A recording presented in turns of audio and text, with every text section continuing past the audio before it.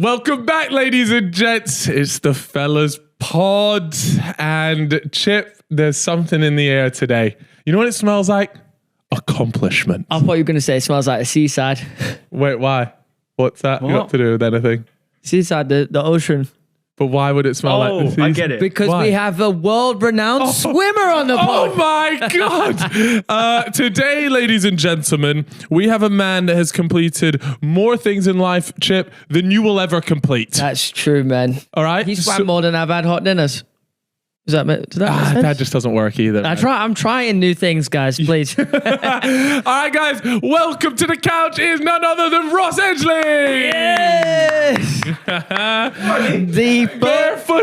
first bloke that has turned up to the pod with no shoes on. Are you doing that grounding thing? In touch with the I feel more at home. This is so comfy in here. I think I'm just on a rock up in my pajamas. No, that's unbelievable. He's got the dogs out, the stories up on the couch. Let's get comfy, guys. Let's go. Let's go. I'm excited. You know what was interesting when I was sort of doing my research, as I do across the weekend, and I really wanted, because I'd seen a lot of your stuff before, but as you just go more and more into the research, they're like, oh, okay, so he's got another record here, right? Oh, so he's done this, and then it was like a never-ending rabbit hole of just shit that you've done, and then I just got there, and I think like, this guy's got too much time. And then did you get depressed after? Yeah. And then I realised I ain't been doing niche. I'm sitting there watching the football, like scrolling the different accomplishments here, like, oh, good for him. I sent my mum a hate text because I clock, when I meet people like you, Ross, I'm like, damn, he's done so much. I realised my mum, I'm like, you didn't raise me right. I could have been me. Yeah. You didn't send me to the fucking swimming centre. Got him out here doing laps of Britain. What am I doing? I had 4 wanks yesterday. Anyways, Ross, I feel like we should let you introduce yourself. There's still time. Thanks for joining us. There's still time. You guys can still swim. At 30? You're so young. No, you're young. I'm old. I'm 38. You guys are young. What were you doing when you were 30? Yeah. What did you complete? You weren't Were you? No, you were still swimming, weren't you? I was still swimming. Yeah, no, I think the GB swim was like 33. Yeah, about 30. Wow. I think I did the marathon pull in a car, a triathlon with a 100-pound tree. So I was doing that around 30, and then things got progressively bigger, led up to the swimming around Great Britain. Yeah. So explain. So what was like the first accomplishment, or like I guess record, like challenge that you completed? Like, what was the first step into this world? Do you know what? So I've been doing this for years, and I think like the GB swim kind of put me on the map, for want of a better term. But I think we've always been coming up with ideas, like you guys. When you come up with an idea, something for content, and then you just test it. So I was doing the same. I remember when I was at uni, and I had this idea, which was, is fighting primitive and within all of us? Like, are we born with this primitive ability to fight? Or how much is trained? Nature versus nurture. So I had an hour's training and then got in the ring with a professional boxer who tried to knock me out. Nice. And it was just seeing like how you could basically just, if you have a question, then sort of go in and have an answer. That one didn't go very well. My nose is a little bit more flexible still from that particular event. But it's always this idea of like having a particular idea and then just seeing how it unfolds. This episode is brought to you by DAZN, the global home of boxing, with over 150 fights a year from the best of boxing, crossover boxing, and MMA. Now, we have a very big weekend ahead of us.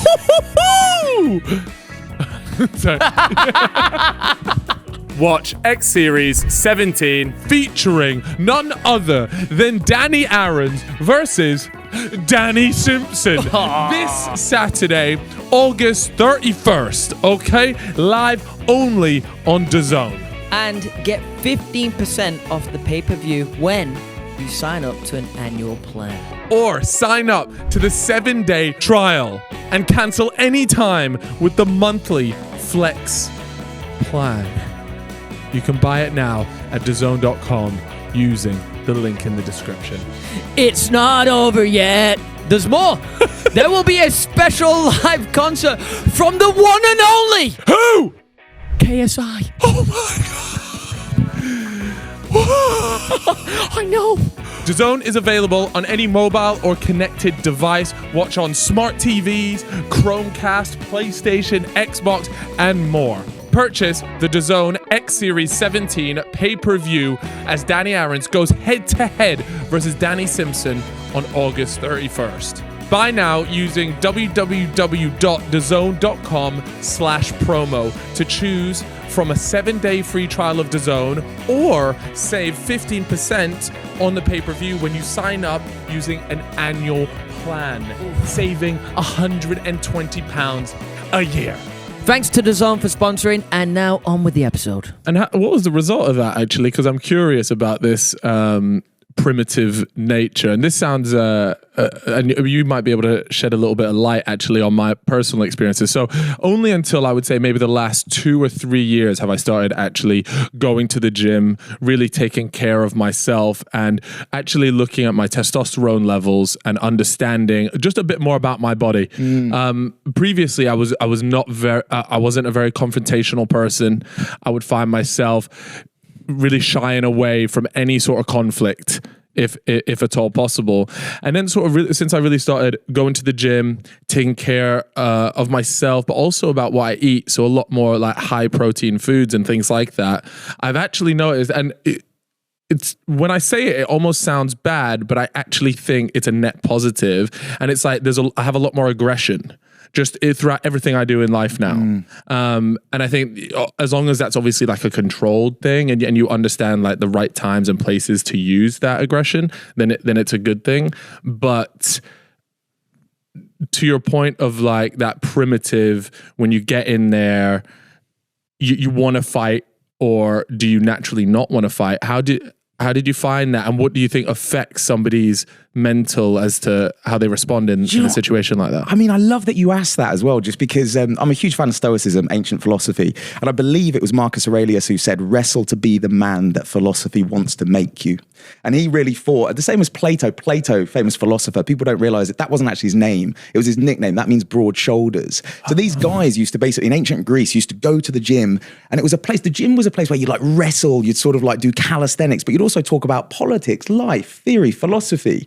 And I think we sort of lost that. So I love what you just said there, Hal, that you're kind of getting back into that. Because I think I've forgotten who I can attribute this quote to now, but I love this quote where they just said, again, in ancient Greece, they said, the problem is if you have your fighting done by soldiers and your thinking done by politicians, you have your fighting done by idiots, and then your politics done by cowards.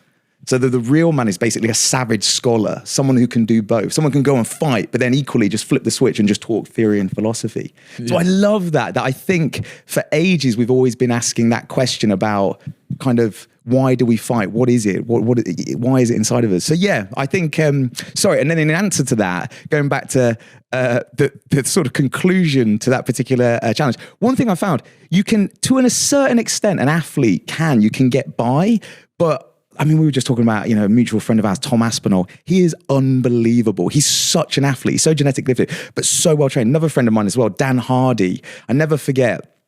And I'm now 38 years old. And I remember when I was younger, you kind of have a bit of an ego, think you can kind of maybe handle yourself. Oh my God. Dan, the nicest guy. He's like Yoda. And as he's like wrestling with me, he sort of teaches me a few things. He goes, here's an armbar, here's a Kimura, here's a rear naked. I was like, yes, I've got it.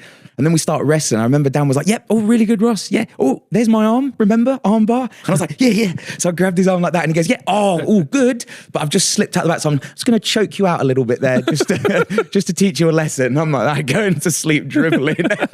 But after that, I was just like, I have such respect for martial arts, and like I said, more recently, Tom Aspinall, just like wrestling with him, you just realize you're a baby. He could do whatever he wanted to you, and there's not a lot. What made you want to get into that then? Was there an element of wanting to be able to defend yourself, or was it just like, oh, this just seems like something cool to learn? That is a great question. I think for me, it was just, I love being a beginner again, where you can just learn, and you start from ground zero and you're just humbled. Because I think Also as well in my off season, swimming, when you're swimming for like 10, 12 hours a day, leading up to a big event, it's nice in the off season to just learn something else. So maybe that's physical, but maybe it's psychological as well, to just kind of do something else. When you're having a scrap against that guy, obviously it's in like a controlled situation. You've set it up, it goes how you kind of want it to go, really. But if it's like, imagine you put yourself in a situation, you're on the street, it's fight or flight. How much of a difference do you think it would have on how you could respond and fight if it actually is life or death? Like, because how they say that little theory about a woman can lift a car to save a dying child. That you have a little bit of extra in you, but you need to be in a situation that you can't really put yourself in. I think there's a few things there, because I love Joe Rogan, and there was when he was talking about with an untrained fighter, so someone out in the street. It's this brilliant podcast, and he just talks about you have 7 seconds. So as a sports scientist, you understand that you have 3 energy systems, and you have ATP, adenosine triphosphate. So when you are running 100 meters, at about 60, 70 meters, it looks like someone's slowing down, and like Usain Bolt usually is speeding up. It's not that they're speeding up, it's that they're decelerating less. So basically what I mean by that is your ATP stores, adenosine triphosphate, that's the first energy system, that depletes after about 7 seconds. So going back to what I was saying there about Joe Rogan, what's so interesting, he was saying if you're in a fight and you know what you're doing, and this person's swinging like adrenal dump and everything, you can just cover up and go, I know, in terms of sports science, you have 7 seconds before you completely gas out your first energy system, ATP. And after that, it becomes anaerobic, it becomes lactic. When your arms are burning and so you can't go on. So it's understanding that. So that was what was really interesting. In my very limited experience, I knew that when I was doing a little bit of MMA, I understood energy systems. So I tried to use that. And I thought that was so interesting. So I love what you said there, Chip, as well. But it's understanding that, in a real fight, it's like, you got 7 seconds. Oh, I just see red, I'm swinging. It's like, Joe Rogan, it's amazing when he talks about it, he just goes, cover up, cover up, cover up. And then 7 seconds, he goes, oh, you're in trouble now. Oh, you don't know how to... Anyone ever tries to scratch me, I'll be like, right, I've got 7 seconds. Genuinely, I've got to firm these bangs for 7 seconds and then I'm good. You don't know what you're in for, Tom Aspinall. Yeah, I got the 7 seconds. 7 seconds is a long time. It genuinely is. When you're getting It's a long time, by the way. So long. So, what are the other 2 energy systems that you have then? I'm glad you asked. We've got right into the sports science. I love this guy. Yeah. So you move from ATP and then you move to your anaerobic system. So anaerobic is essentially, so your ATP system, adenosine triphosphate, that is kind of looking at your 100 meters. It's 3 to 5 reps on your bench, your squat, your deadlift, something like that. It's kind of just instant energy, really. That's molecular energy of the muscles. After that, so if you imagine when you're sprinting, you get to 70 meters, 7 seconds in, all of a sudden the body goes, right, we're depleted of adenosine triphosphate, the molecular energy of the muscles. We're done. So we need another fuel source. And that's where it becomes anaerobic, the anaerobic system, which is glycolytic. So that's more your 200, 400 meters. When you're swimming in lactic acid, your lungs are on fire, your legs are burning. That's your anaerobic system. Okay. But you then can't sustain that for too long. So at 400 meters, you always see it at the Olympics, and they're just there, it looks like, we call it the lactic sniper. There's someone just in that final 100 meters go bang in your leg and and they're just running. And then you move to your aerobic system, which is where I basically live. Your aerobic system means you can supply enough oxygen to the working muscles. And that's if we went and ran a marathon right now, it would be a pace that you can supply enough oxygen to the working muscles. Now, there's loads of ways you can do that looking at beats per minute and various other things. But quite simply, if we went for a run now, if you could speak in complete sentences as we're running, then you're aerobic. And it's that you can sustain for a marathon, an ultra marathon, or basically just infinitely as long as you keep on eating. And it is a way of measuring that your VO2 max. Is a great one, Cal. Yeah, so obviously with a greater VO2 max, with a greater lung capacity, you can deliver more oxygen to the working muscles. So that basically has an effect on all of those energy systems. And what is your VO2 max? Do you know it? Not good. It's I had it done ages ago. What's interesting, because it's always done for your power to weight ratio. Yeah. So in absolute terms, I think you get some rowers who they've got the lungs of like a beluga whale. It's just like ridiculous. Yeah. But then equally, in terms of like the power to weight ratio, it's usually guys who are just like the Tour de France guys, you know, Chris Froome, who are just basically just legs and lungs. So mine isn't very good, built like a hobbit, you know, and I'm like absolutely jacked. I mean, your build has got to like defy a lot of the challenges. Do you not look at some of those challenges and go, I probably shouldn't be built like this for this one? Do you know what? It's really weird. Loads of people say that, and you're right. But I think what gets really interesting is over like an ultra marathon where you're going for, you know, weeks, months. The GB swim was 157 days.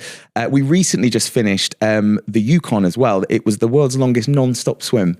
So we'll talk about that in a bit because that was good. Yeah, we'll get into that. But what was interesting is over such distances, when it goes over weeks, months, or like the non-stop swim over a few days, it's not your VO2 max. It's not your lactic threshold. All of those performance indicators, it's not that will stop the swim. In reality, it's something, well, mainly mental, but if something stops it that's physical, it will be a ligament, a tendon, something will just snap, give up. You know, it'll be an overuse injury. So what gets really interesting with that is, I always use a good friend of mine, Adam Peaty, greatest breaststroker the world has ever seen. Amazing. Great shift at the Olympics as well. Oh my God. He's unbelievable. And when you see him in real life, he looks like he's just chiseled, and in the water, he's like a dolphin. He's poetic. Whereas I'm more like a chubby whale. Like, I'm not going to set the world alight in the pool, but tell me to swim around the country, I'll hold my beer. Casually. you can swim around the country, pal.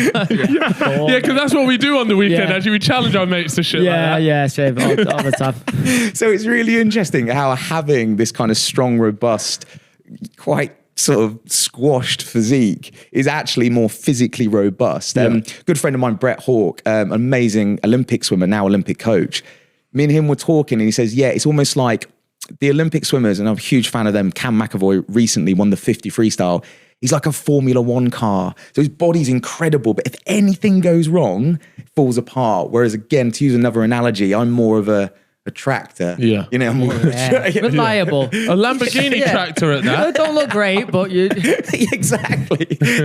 Just like, aesthetically, it's not good. It's not good in the water, but it will go for ages.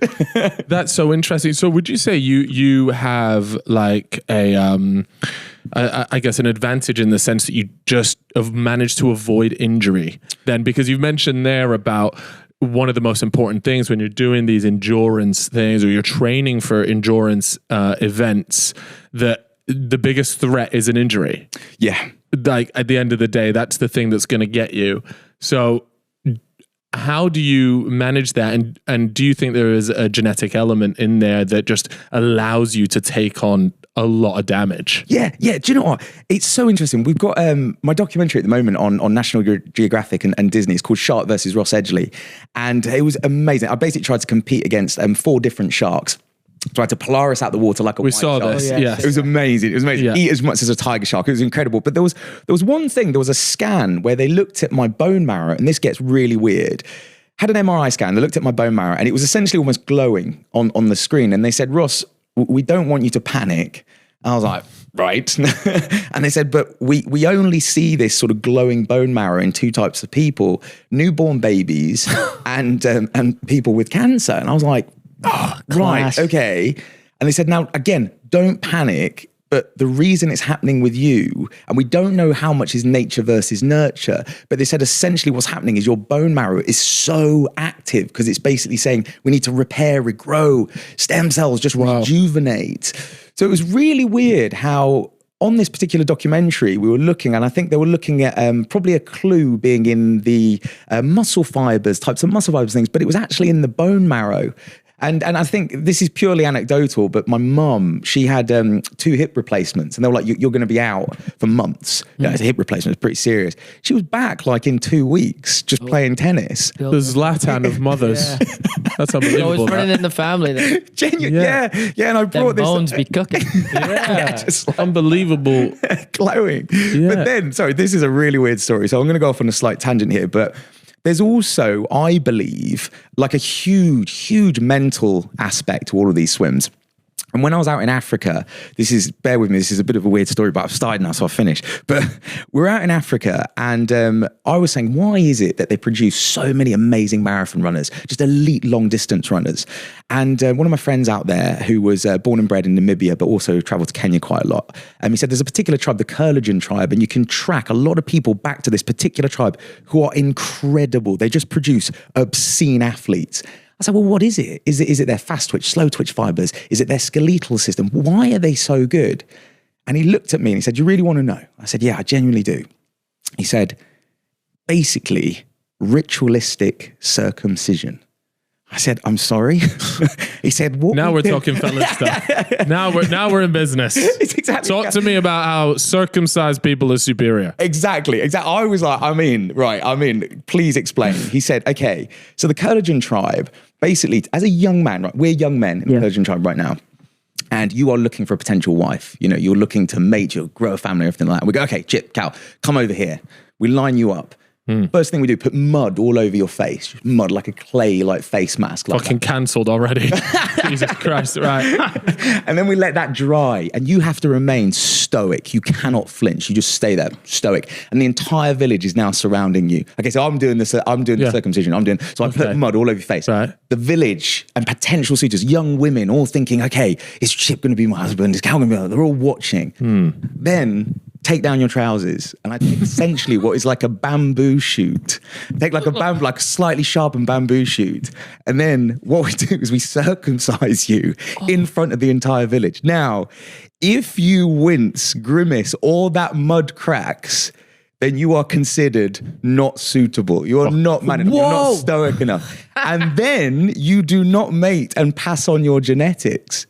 So they don't let you... Well, you would be considered, not that they don't let you, but you would be considered not very inferior. Exactly, yeah. Like just like, Cal's mud crack. No. So then years and years and generations of passing that on, where the ones whose mud didn't crack because they have got an amazing perception to pain, pass on their genetics. So then the great marathon runners are there, and they are just basically the sons and daughters of these insanely mentally strong and stoic. Wow, the ones that don't wince. Exactly. They just, my mud never cracked. Next time I see Kipchoge, I'm going to see if he flinches. That's unbelievable. So it's almost like a forced natural selection. Yeah. Is it that still you'd ongoing? never get away with here. Yeah. Are they still doing this, by the way? I mean, this was like, I want to say 15 years ago. And then my friend joked, whipped out a knife and goes, do you want to be faster, Ross? I was like, no, I'm good. I'm good. But I believe it's still practice. I think, That's a crazy one. I mean, you can't stop now. If they've been doing it for generations, you can't bottle it now. Do you know what I mean? Bring it back in some kind of way. If anybody out there wants to start this with me, I'm down to make a bloodline of some hard motherfuckers. So you could do an equivalent. Don't even think I could handle the mud on my skin, you know, like. You'd be out. Like, anyone got any man? Anyone got any moisturizer? Fuck, I'm so dry. Exactly. Oh, you know them ones as well where you're in a situation where you're not meant to get a bone. Oh no. You know the ones where you get in a couples massage and you're like, this would be the worst time ever because I'll be in a doghouse.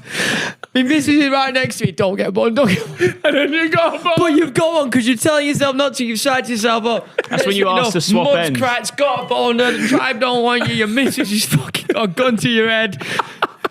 The masseuse is there. That might make you more endearing, more attractive. To Yeah. them. Well, Like, it just whoa. depends on how big the But thing it's was. going to make you know, it harder to cut it off because the shit's tighter and everything. Yeah, that sounds like a bloody mess. Yeah, but not only did he not win, Chip actually got a boner. Yeah. Marry him off. That was So you were saying he Hold got aroused at the idea of being in Look pain. at the vein on that bad boy. Yeah, we'll keep him going. We need this bloodline. We need this. Whatever this man has, I want it. Shit, man. Can't wait to meet your kids. So They're going to be tapped. They're finished. Let's talk a little bit actually about that. The Ross versus Shark. Good. Come away from ritualistic circumcision. Yeah. Let's get on to some serious stuff. So you actually went out. You went out to a few places. You had the Bahamas and a few other spots. Were you in Australia? I know that was one. Now you did go and actually see, and this is I was very jealous that you saw a great white. Oh, yeah. In the ocean. Yeah. And with all the other sharks, you weren't really in a cage. At least, no, I don't think you were in a cage. But for the great white, you were in a cage. Would you have done it without a cage? Right, I'm so glad you asked this, because I think when watching the documentary, there's sort of like a backstory that needs to be explained to all of the different sharks. So first of all, when we were diving without a cage, hammerheads, for instance, there was that picture that kind of went like pretty sort of like viral, and everyone was like, oh my God, that looks nuts. And there was a 16-foot hammerhead basically just swimming over the top of me as I'm hitting a double bicep pose. It's so cold. What a cold moment. But that, I think what's so interesting is people are like, oh my God, that's unbelievable. Like, you know, we're not scared.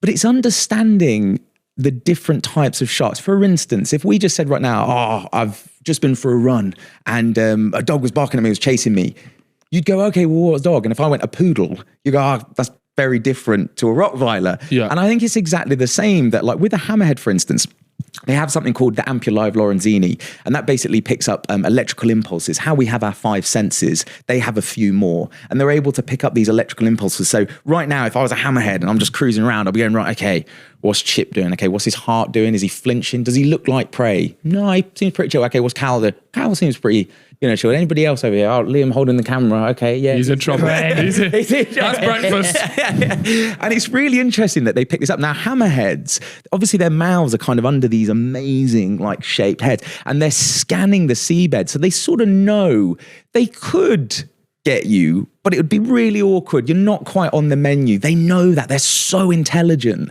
So when people saw that particular picture of that hammerhead, and her name was Queen, 16-foot hammer, she was amazing.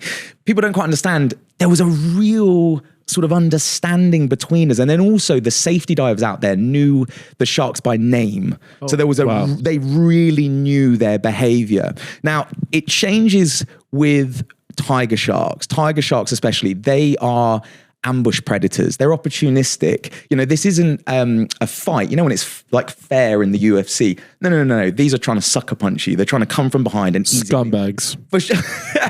For sure. Just survival. They want an easy meal. They don't want you to see them. They don't want a fight. They just want to come and eat. It's survival. So what was really interesting with tiger sharks is it was enough just to look at them that would deter them, because they'd understand. They'd be like, oh, you know what you're doing. You're meant to be down here. So as we're swimming, these tiger sharks were swimming straight up to me, and they were just assessing, almost like a game of chicken. And they're sort of swimming towards you. And if you flinch, if you're looking the other way, if you don't know what you're doing, the circumstances would have been very different. But when you look them dead in the eye, there's almost, again, this understanding where they look and go, all right, you saw me. I'll get you next time, but you got me this time. And they just sort of swim off. And then it was the same with the white sharks.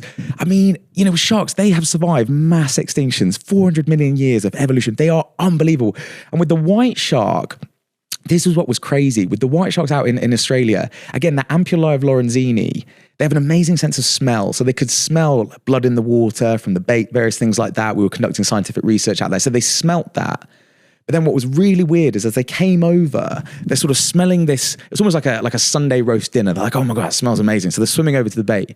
But as soon as they get to the bait, they realize it doesn't have a heartbeat. It's not fresh. You know, it's like a whale liver or something. But they're like, it's not bad, but it's not fresh. So then they turn on ampullae of Lorenzini. So if you're me and I'm the white shark, they go over and go, but this is fresh. And they just were eyeballing and then scanning me. And again, exactly what I said there. It was really interesting because the safety divers went, on my first dive, they said, Ross, you flinched a little. And I went, what do you mean? He goes, the slightest, but they will know that you are nervous. They'll know that you don't know, you know, that you're hesitant as to why you're down there. So what would you want me to do? And they said, not square up to it, but just be like, chill out, you know? Yeah, exactly. Oh, Ross, don't bottle it, mate. Get down there and square up to the world's greatest predator. So this was it. So as the white shark comes over, again, I'm not saying I squared up, but you just sort of look and just go, and what? You know, in reality, it was like, and what? But I was there like, and it was unbelievable how the white shark came over, this huge female just came over and went, Oh, we're good. All right. Really? Fair enough. Because there was one clip on there where like the shark like almost tries to bite through the cage. Yeah. Oh, yeah. And that was But it's that not was like pretty super aggressive. It was like, Again, Yeah. I'm so glad you asked this because with the thing with sharks, obviously they don't have hands. So they're coming over and they're like, well, what is it? Like, I want to know. And their taste buds are in their throat. So this is so often they have to just nibble on something. And that's what would have happened. It would have basically nibbled on this metallic kind of like going, oh my God, that's disgusting. And it never bit the cage ever again. Right. 'Cause it was like, oh, that was disgusting. And that's so often what happens as well. I mean, obviously with human and shark conflict, we have a turbulent relationship. But so often with shark attacks, they're basically just kind of like coming up, biting down and going, oh God, oh, you're not on our menu. You're not a seal. Oh, you're not very fatty. Oh God, that was disgusting. The only problem is it's too late. you're probably bleeding out. Yeah. But that's the point, that too often people go, oh, they're hunting humans. It's like, no. It's so often mistaken identity, but that's the only way that they can go, oh, woo, you're not on the menu. Yeah. they got to try you out first. Did you ever see that clip in Egypt in Hurghada of the person? I believe it was a Russian person that was out there, and it was something out of a movie. Like it genuinely looked like Jaws. Did we ever get any clarity on that situation? Was that because He got eaten whole, didn't he? Because they captured the shark and took it to try and get his body out. Yes, I remember that actually. Yeah, and that was really tough to watch. So they did get the shark, and They captured the shark. Wow. But I just wonder, like, that level of attack was almost like a show of aggression versus like, oh, let me just see what this is about, Yeah, potentially. But one of the things, speaking with like Dr. Mike Whitehouse, amazing, Alison Towner, these are world-leading experts. Like they're pioneering. Alison Towner's work with the orcas and white sharks is incredible. But what was so interesting I took from that is they saying you don't manage sharks, you manage humans. So often in a case like that, you do find that the humans are doing something wrong. When we say shark-infested water. Yeah, why are you in there? It's their home. It's not infested. So, do you know what I mean? And it's weird. I've been places. I remember like being out in Australia and surfing. My friends out there have such a profound understanding of the ocean, far more than I do. And we've been out and we've been surfing and they just go, nah, it feels sharky. And I go, what do you mean? You can see a shark? And they went, no, it just feels it. I went, what do you mean it feels it? And they give me the same answer all the time. They go, it's hard to explain, Ross, but it goes eerily quiet. There's no fish anymore. And all of a sudden there's just a smell and there's just a sort of, there's a quiet calm. And you just go, nah, this is it. And they just disappear back. And as soon as they do that, I'm the first. Yeah. I am God. Yeah. The shark whisperers. That's good friends to have. Yeah, it genuinely is. Yeah, if I'm going surfing in Australia, if you could give me their number, that'd be class. I'd appreciate that. But there's that. And I find, especially with sharks, there's an intellect and an understanding that we've forgotten a little bit. Like I always say with communication, so much is non-verbal. When you meet someone and you just go, oh, their energy was a bit off. There was something about them. But sharks take that to another level. So they know if you're lying because of your heartbeat. They know if you're nervous. And I think more recently with the Yukon, for instance, that was crazy because the Yukon River, obviously I was preoccupied with sharks, but now speaking to the Canadians, they're like, black bears, you're kind of okay. Grizzlies start to panic. And just wolves, okay, we've got guns on the boat. I'm like, what is going on? So explain this Yukon River challenge, if you could, for me. So is this was out in Canada, that was the sounds of it. Yeah. And you were attempting to swim the longest uninterrupted. So we obviously have the GB swim that we'll get onto, but this one was just, you're not stopping off on the land. There's nothing. It's just constant. Yeah. No sleep. No sleep. Yeah. I had this fascination after the GB swim. So the GB swim was the world's longest stage sea swim. That's the term where it just means that you swim, you stop, you make that waypoint and you make sure you continue from that point. And you just keep doing that till you get all the way around Great Britain. Whereas I had this fascination with a non-stop swim where, you can't touch land, no one can touch you, you can't sleep, you just go. Wow. So you sack off the checkpoints and everything. Exactly. Yeah. Constant. I mean, there's just a boat. They just throw bananas overboard. You eat, and then you just keep going. Yeah. Sorry. In terms of that nutrition and being able to eat that, is that how it was done? So they would just chuck food at you in there, and would you stop? Would you swim while you eat? How did that part work? Yeah, it was interesting because at first, a lot of Energels, a lot of like just electrolytes with carb gels and drinks and stuff. That was really nice. But on the second night specifically, it got really weird because hypothermia just started to creep in. It was 8 degrees when we started the swim. It got a little bit warmer. I think we got up to 10. But just hypothermia just like seeping in. And we were just talking about Loch Ness, knowing all the signs for hypothermia where your body can't produce enough heat anymore.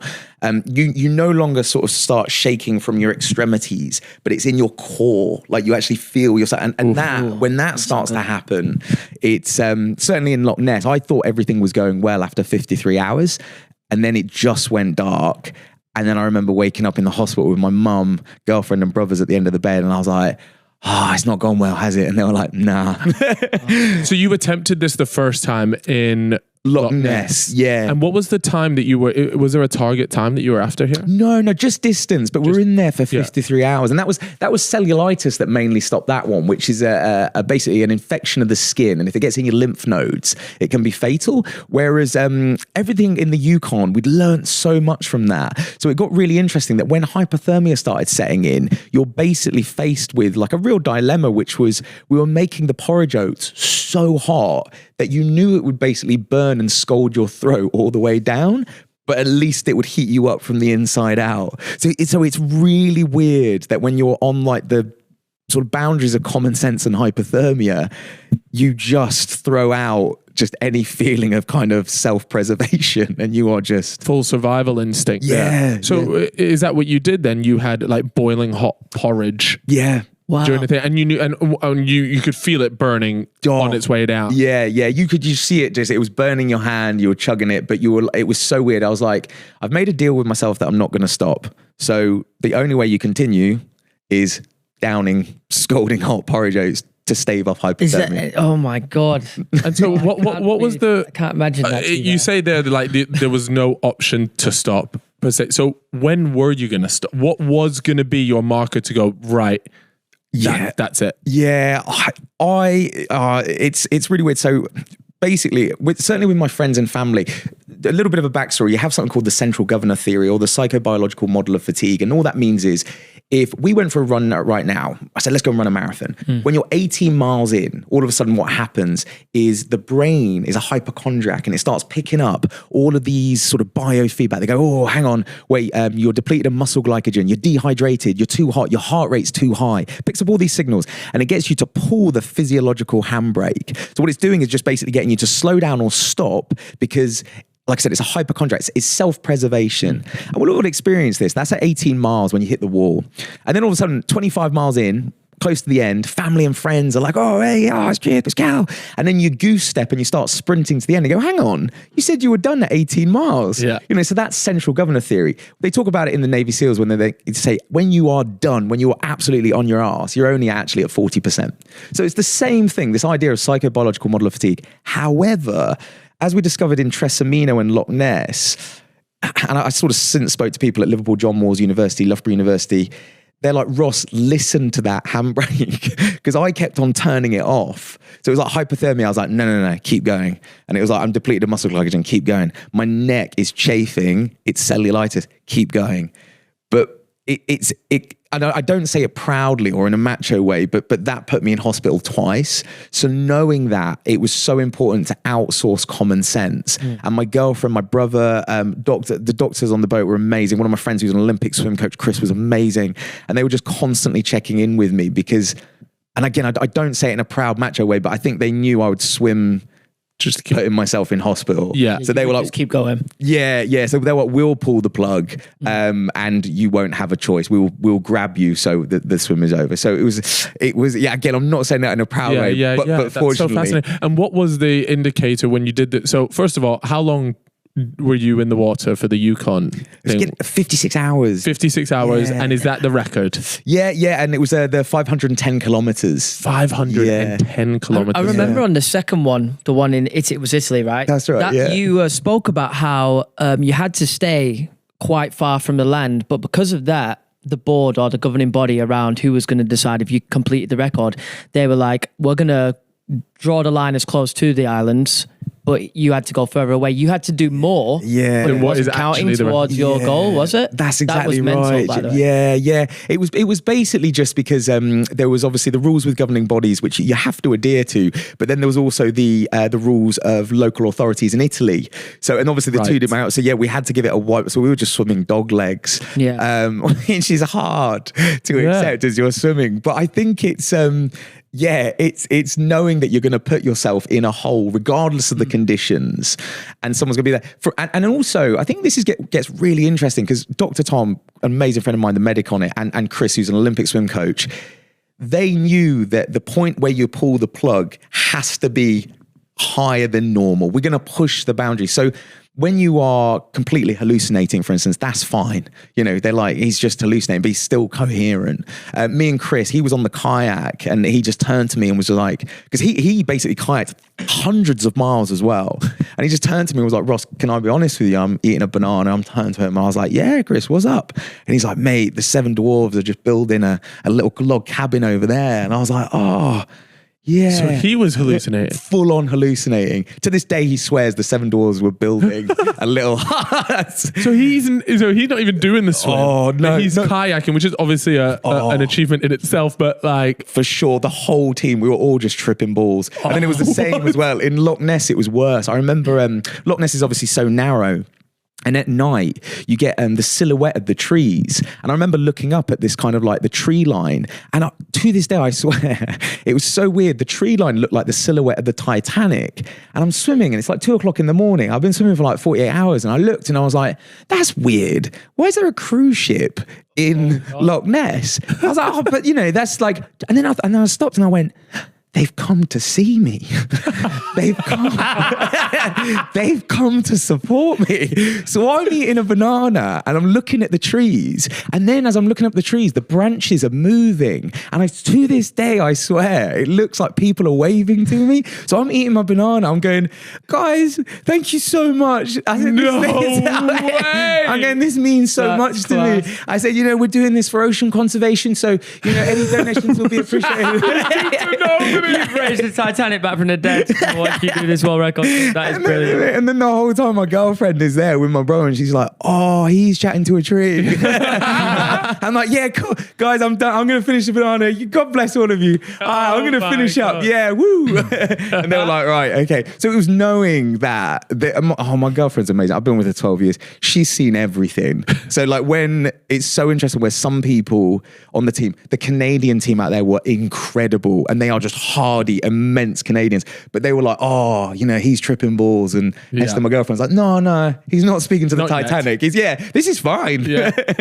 So yeah. Ross, when you were in Italy attempting it after Loch Ness, am I right in saying the water was 30 degrees? Oh, yeah, more. Yeah, in the shallows. That's a sauna. Is exactly. I'm so glad you asked. Yeah, so again, it was so interesting on this particular, those two swims, not speaking ill of anyone, but the team, we had a window to do it. We had the team out there, we had boats, we had crew, we had the camera crew.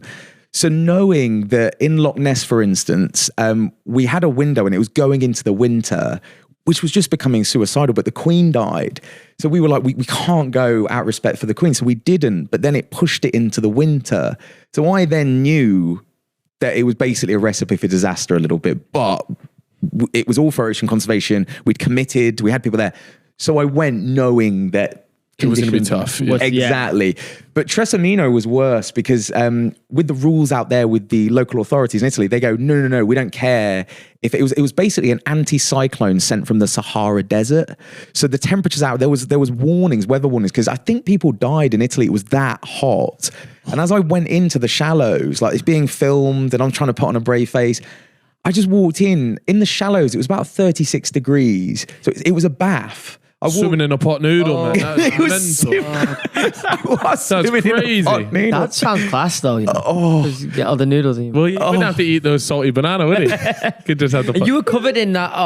It's like, well, what was it? Because it wasn't just ordinary sun cream. It was crazy thick sun cream, it was essentially. insane. Crazy thick. like lathered up, like just you couldn't recognize them. No. Ginger people are itching to know what the fuck you put on yourself, Does mate. that prevent you from getting rhabdo as well then? That cream? That didn't, no. So rhabdo is essentially the breakdown of the muscles. Like when the muscles essentially almost like liquefy. Yeah. So as the muscles break down, they put things in the bloodstream that you don't want in your bloodstream, essentially. Toxins. Yeah. Exactly. It can be lethal, right? Exactly. Yeah. Yeah, really bad. I've heard about this. Yeah, because David Goggins has spoke about it. I'm not sure if he got it or if he thought he had it. They thought Hardest Geezer had it. When he was pissing blood. He would have for sure. Yeah. You can't get it if you got no muscles. Yeah. That That's what we're actually true. That's actually true. People without muscle mass. Yeah, but that's first time stuff, mate. So you dickheads telling me to go and eat a meal. Why are you not at the gym today? No, don't want rhabdo, bro. It genuinely is. Yeah, more muscle mass, higher chance of rhabdo. Yeah, just want to be like. Always been ahead of the But no, we knew it was bad. Like the cream worked. It worked really well. But it was just like, we were like 24 hours in. I'm swimming past fish that had been boiled alive. And I'm just like, this isn't going to go well. Yeah. So when you got in there, were you almost a little bit mentally defeated because you must have known like this probably isn't going to happen today?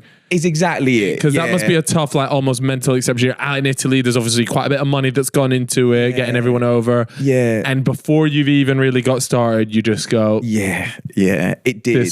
and I think that must play on you pretty heavily. It did. I think I've become more philosophical now. I think previously I've been an athlete. I'm a sports scientist. I went to Loughborough University and I'm so used to sport under very controlled variables, whereas now trying to think more like an adventurer, you have to understand whether it's mountaineering, swimming. There's some times where you go, not today. Like Mother Nature just isn't allowing me. And it's been really hard to try to accept that. But now, and I never forget actually, James Morton, a friend of mine who was the nutritionist for Team Sky when they won the Tour de France, but also did a lot of work with Kipchoge. And it was really interesting when he broke the sub 2 hour marathon, the media were constantly saying, when will he break it? Give us a date. And they said, when he's ready. They went, no, I know that, but when is that? And they went, when he's ready.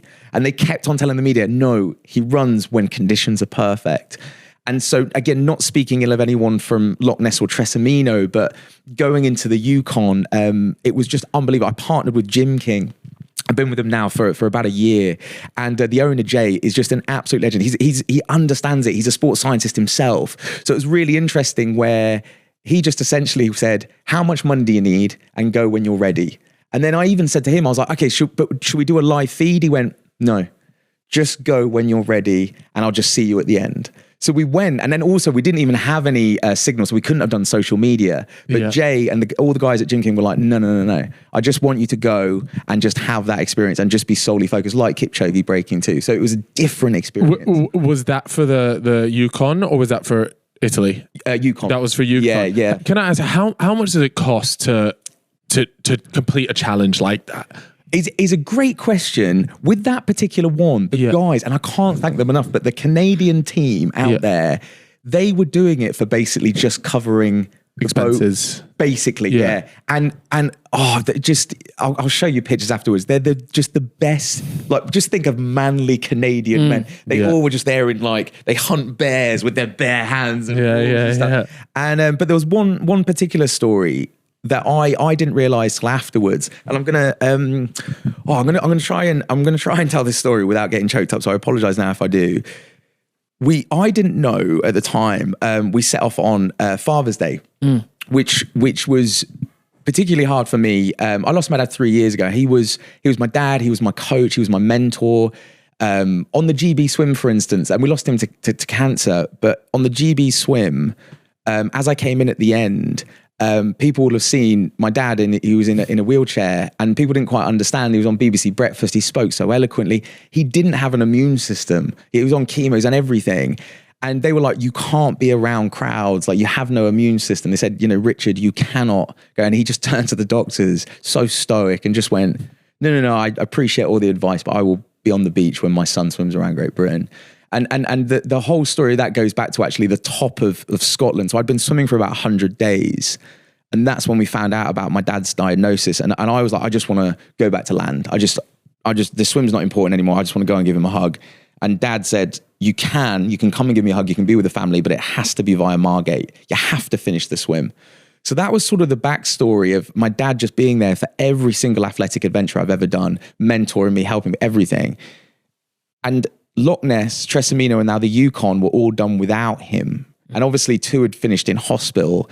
So we started the Yukon on Father's Day, which wasn't planned, but there was a real kind of like, for want of a better term, like I said, I don't know if I am religious or spiritual, I don't know, but there was something. And I was just there and I was just like looking out across the Yukon, 510 kilometers in front of me. I was like, Dad, like you're around, really cool if I can get some help on this one. So that was that. And that was such a motivating factor, I think. And someone said it best. They were like, Ross, it feels like your dad was like your guiding North Star when he was here. And even now he's not here, he still remains that. That was all going on in my head. But then there was 2 people on the team, 2 of the Canadians. And basically, one of the guys, he's quite old now. He's basically got stage 4 cancer and literally has months to live. And he just said, I'm not spending it in palliative care. I'm not spending it. I was like, I want to do this thing. I want to be going down the Yukon. I want to get this record. I've lived on the Yukon all my life. This is one last adventure before I go. So him and his son had one of the boats. And that's why, sorry, to come back to what you just said there about money, they were like, no, this is one last adventure before my dad goes. So as I'm swimming, knowing it's on Father's Day for my dad, at the end, they came over to me and they just said, look, I don't think you quite understand what you've just done for our family. That was the last adventure that he's going to have. Like before, I am like in tears. Yeah, I'm surprised. That sounds unbelievable. It was unbelievable. So sorry, to come back to what you said there about money, it's always so interesting that people always go, and it's like, there's these incredible stories and shared adventures for things. And it's like-minded people, not sometimes just kind of throwing money. And they were, it was just amazing for all of those reasons. I feel like not that you necessarily need that, because I'm sure that you would have almost drawn inspiration maybe from somewhere else, but having something like that is so important to completing a challenge like that, because I don't know if your body or your mind can quite achieve like those type of things without like a deeper motivator, because if for example something like money, if someone was there like, I'll give you 50 grand if you do it or whatever it is, it's like that only gets you so far. I feel like there's another layer at least underneath for sure that unlocks maybe that 60% that you were speaking about, that extra bit. And yeah, because I always think that, I spoke to yourself. We had, I don't know if you know who Ash Dykes is. Of course. We had him on. He was fascinating to talk to. And it's like,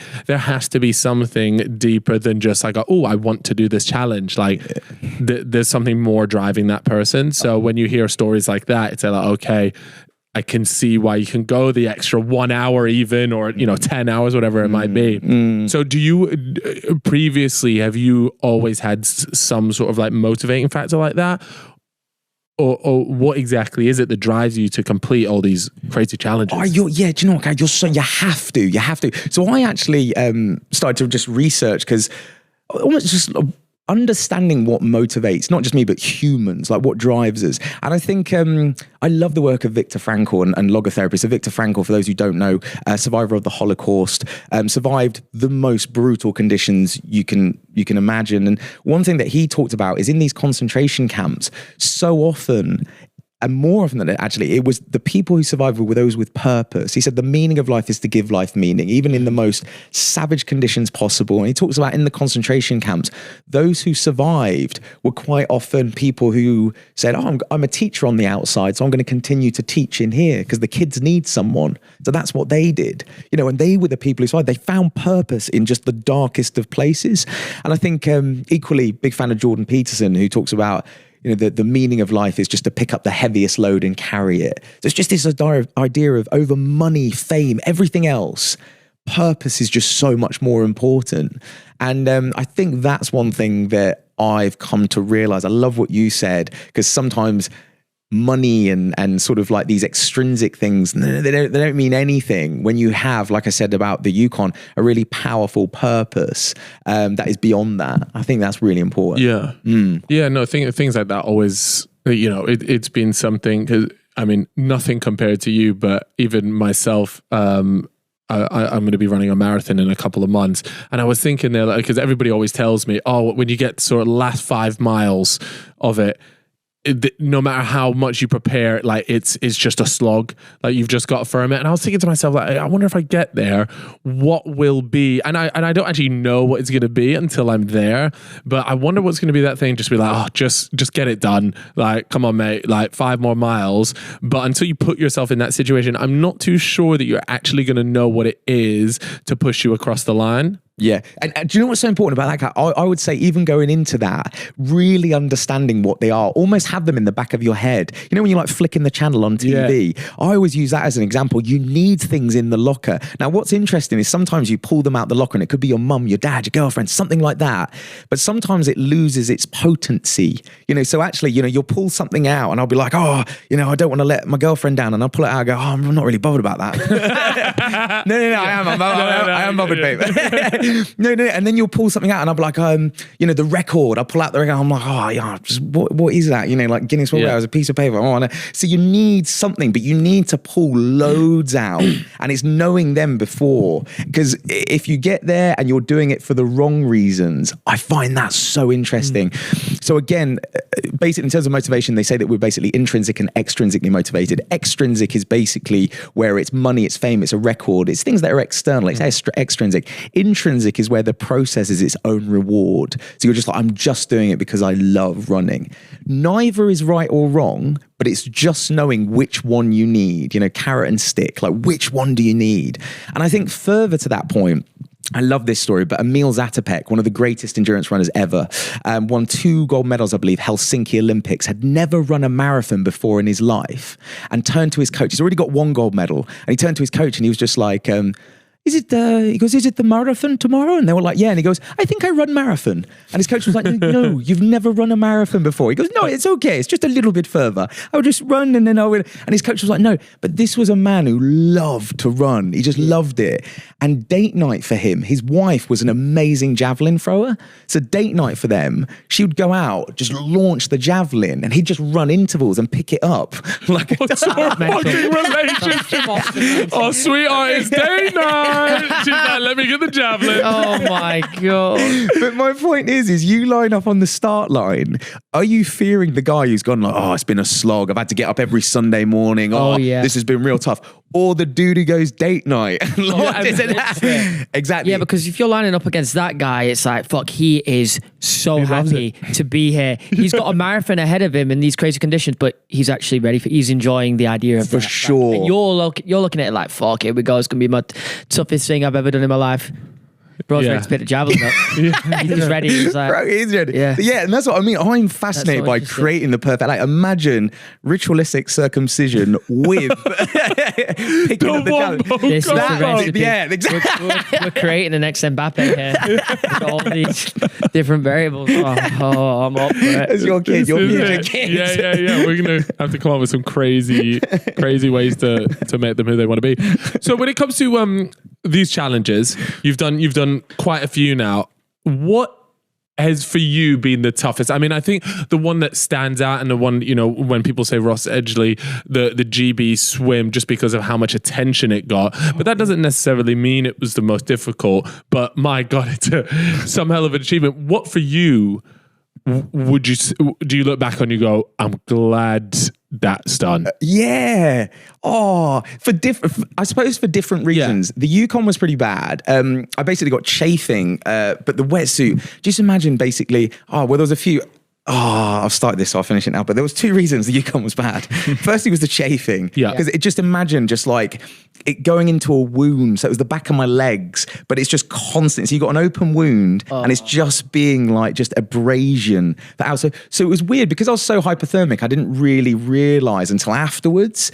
But then like, you know, you kind of got like ligaments, tendons at the back of the leg there. Yep. As I opened my leg, you could just see like inside, see ligaments, man. It was open. It was open. And then what was crazy is there was a point I lifted the wetsuit like that and I just basically let it drain and blood was just coming out. I was just like, oh, that's not good. But no one could touch me. So I'm there sort of like treading water like that, trying to get rid of the blood. As soon as that happened, literally like clockwork, just grizzlies, black bears, wolves. Oh, because of the blood. Yeah, I turned to the guys as well. Brian, one of the guys on the boat, I said, what's going on? He said, you're essentially an ice cream van. You're just advertising. You're advertising yourself. They're like an ice cream. No. For sure. Everyone's Yeah. coming out fucking up. Where is he then?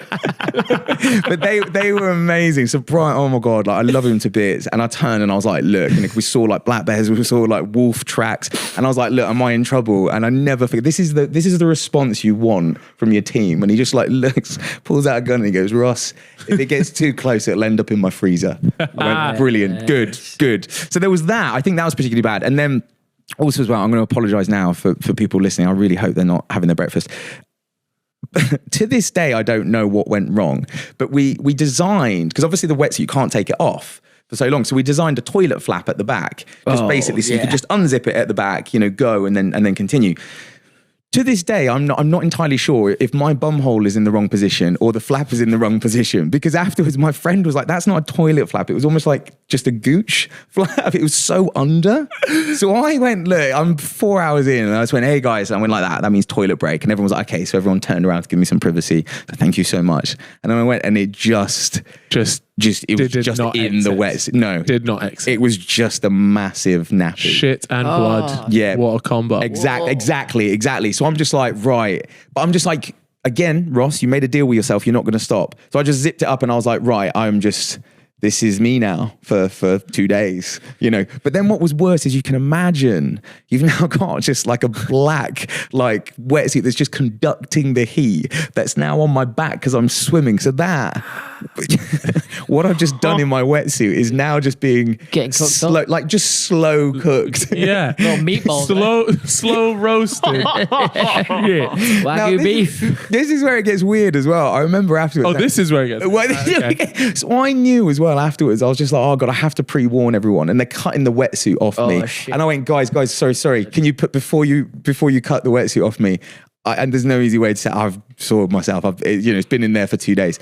And Dr. Tom, absolute hero, and Chris, they were just like, no worries. Even my girlfriend, I was just like, babe, you see me in some, but please, let's keep an element of romance. Leave the boat. And then what was really weird, and this is where it gets strange. Again, some of the guys on the boat, like these Canadian guys who were just gutting bears and wolves and stuff, they had to leave because of the smell. They were like, Ross, don't worry. They went, we're here for you, buddy. Yeah. We don't, oh God. I'm out, actually. See you later, pal. So they leave. I'm now just there, like with just like a towel covering my like modesty. But what was really weird, I'll never forget this. I couldn't smell it because my nose was like so blocked. But Dr. Tom, who's been a medic for ages, he said it was fascinating. He goes, Ross, it didn't actually smell what you think it would. He said but it was worse. I said, what is worse? than shit. In your wetsuit. Yeah. And he goes, like burning, rotting flesh. Ooh. Which was, I think, a combination of things. Yeah. And he said that's what it was. He goes, but it was worse. He goes, but you didn't smell like you'd soiled yourself. It smelled like... That shower must have been unbelievable. Oh, that must have been the world's greatest shower, I'd love to be full of shit like that so I could experience the shower after. You're coming next swim. Yeah, I want to. Could you have got skin infections from it being on your skin for that long? For sure. Yeah, for sure. Yeah, there was a bunch of stuff. And this is the thing. Like, it's like when you set off on a swim like this, people are like, are you bilaterally breathing? What's your swim stroke? It's like, no, none of that is going to stop the swim. It's cellulitis, it's hypothermia, it's a wolf, it's a bear, it's all of these things. And I think that's what gets really interesting. They're on athletic adventures like this. It's so far outside of the realms of conventional sports science that it's... Was there anything on that Yukon swim that caught you truly by surprise? Like, you must have known, okay, there's a chance of wolves, there's a chance of bears, that these are all normal things to see. Was there anything during that swim which you were like, other than soiling yourself in that way, was there anything that you sort of look back and you go, yeah, that came out of left field? Not really. And I think when you've done so many swims, you build up a little bit of a sort of resume, CV. Yeah. So you just go, here we are again, sleep deprivation. So all of those things. And I think it's really interesting that you, again, there's a meta study, a study of thousands of studies where they looked at the best ultra athletes. And I think with most things, when you look at the Olympics, certainly 100 meters, weightlifting, various things, it's better to be younger. Elasticity of tendons, fast twitch fibers, higher testosterone, growth hormone, rejuvenating property, all these things, youth is better. But in this meta study in ultra endurance events, I believe it was running, cycling and swimming, I believe, but they found that actually the better athletes were between 38 to 48. Now, you could argue it's kind of like mitochondrial sort of efficiency, capillary density.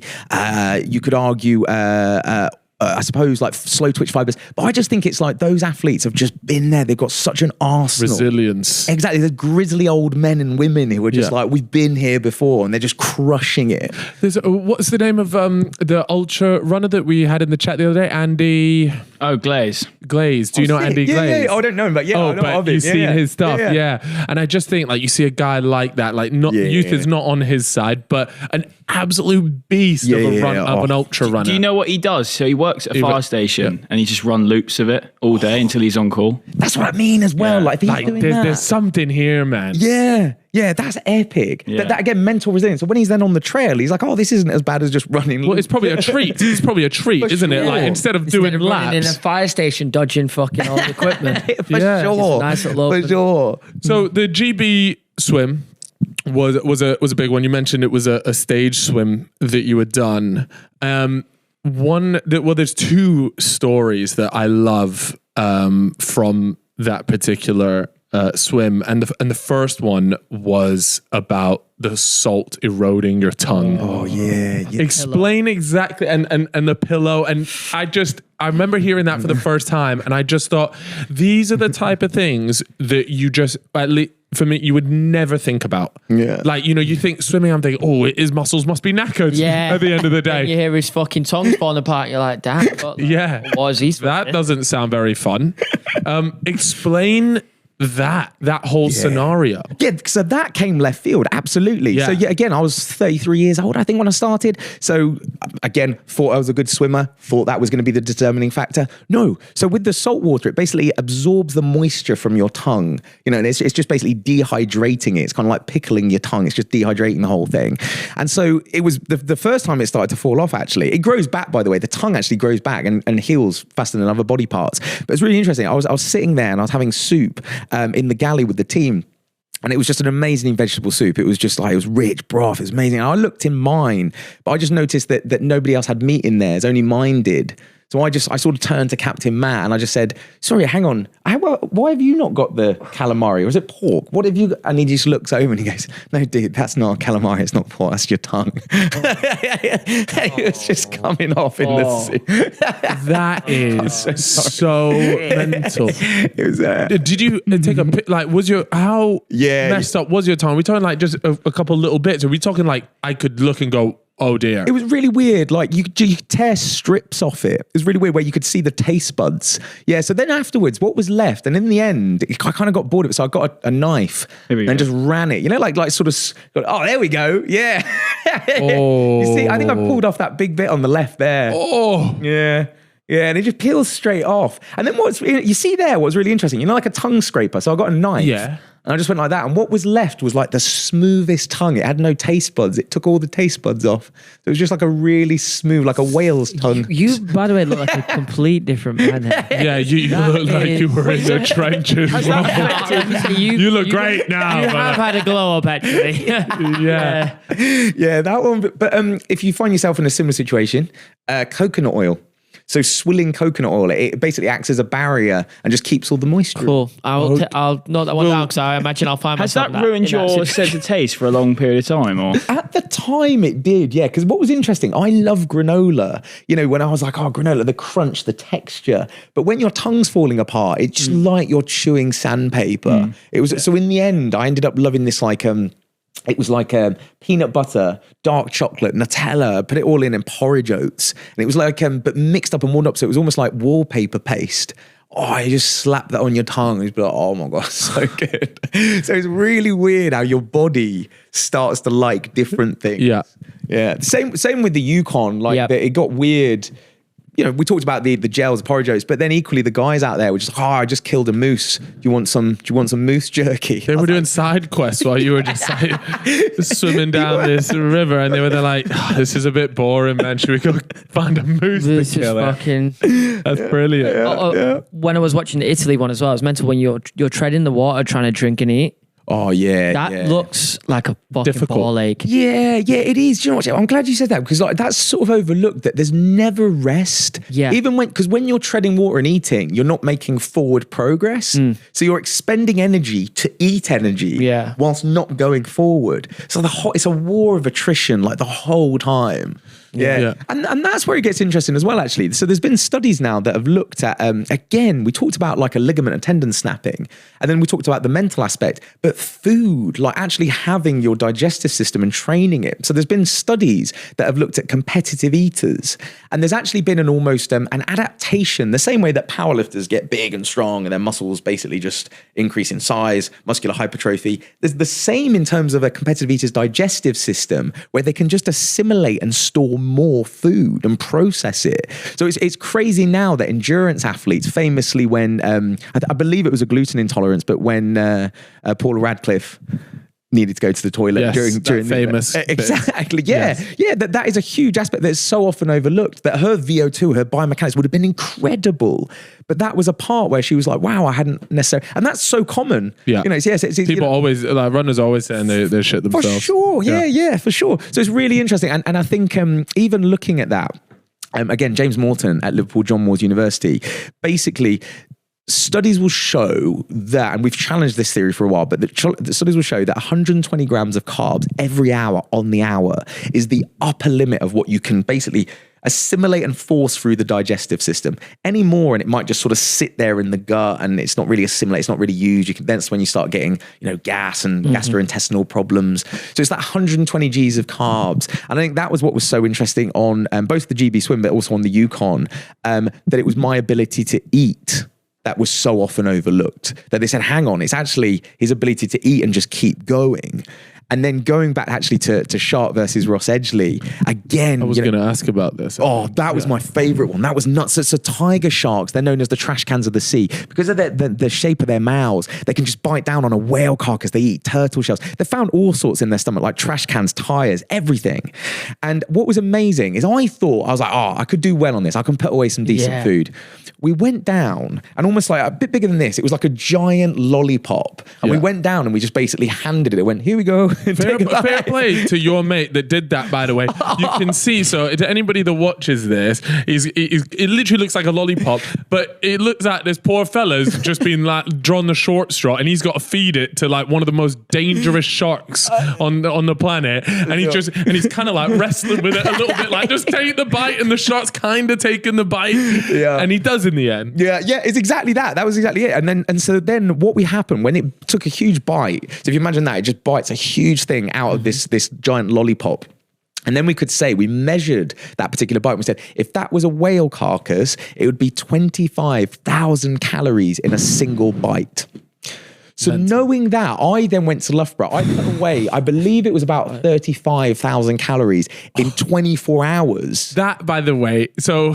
Did you say 25? 35. Yeah. But you know what's crazy? I do that in 1 week. Actually, no. I think I could max out 3.5 calls in a day.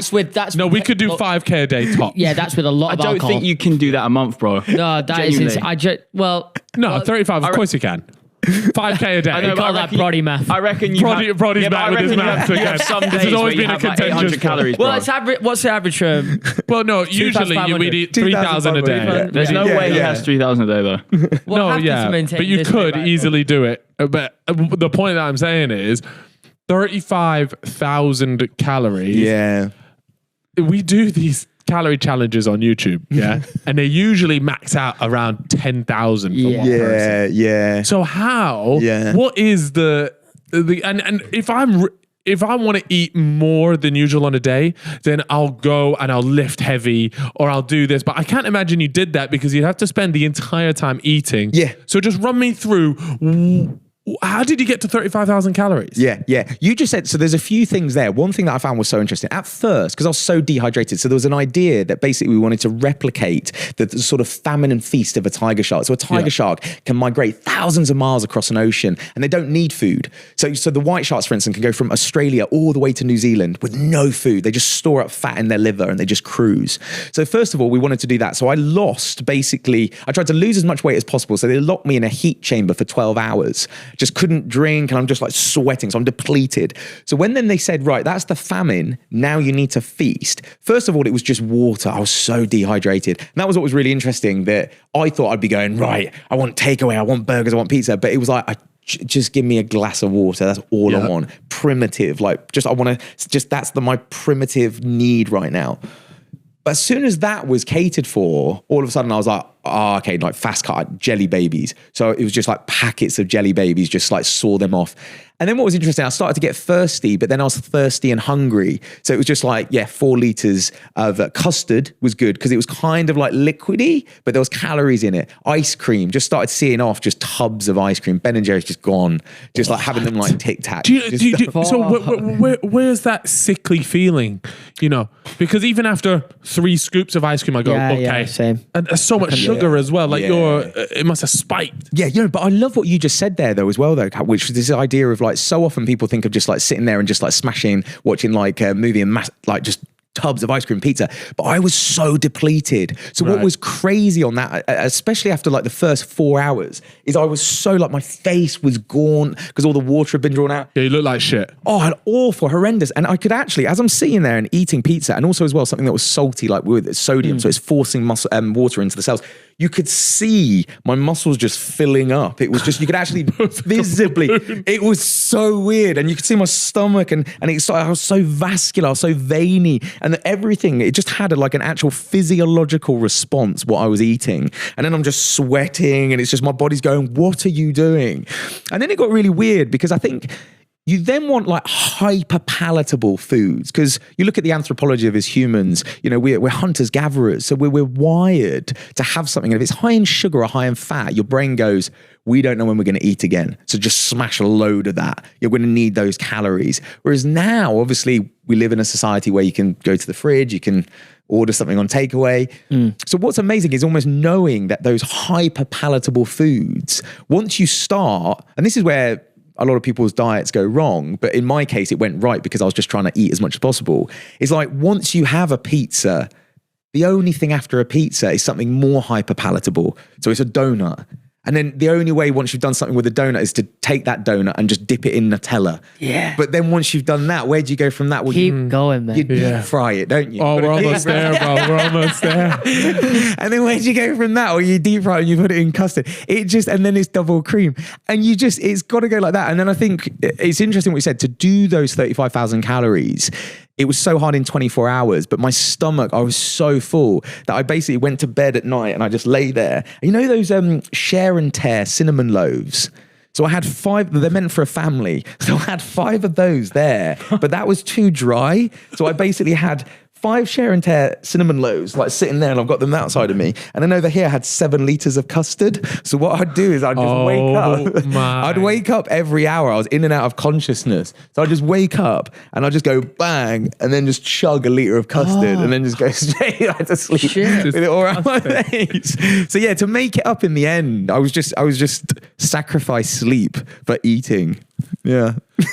Oh my that's the eating during the sleep thing is something I do. That's why I'm not allowed M&Ms on the bedside table anymore. Because I was going anymore? to. You know, like when you allowed it in the you know, like when you're watching a movie, and you'll always have, you know, maybe a pack of wine gums, some M&Ms, whatever.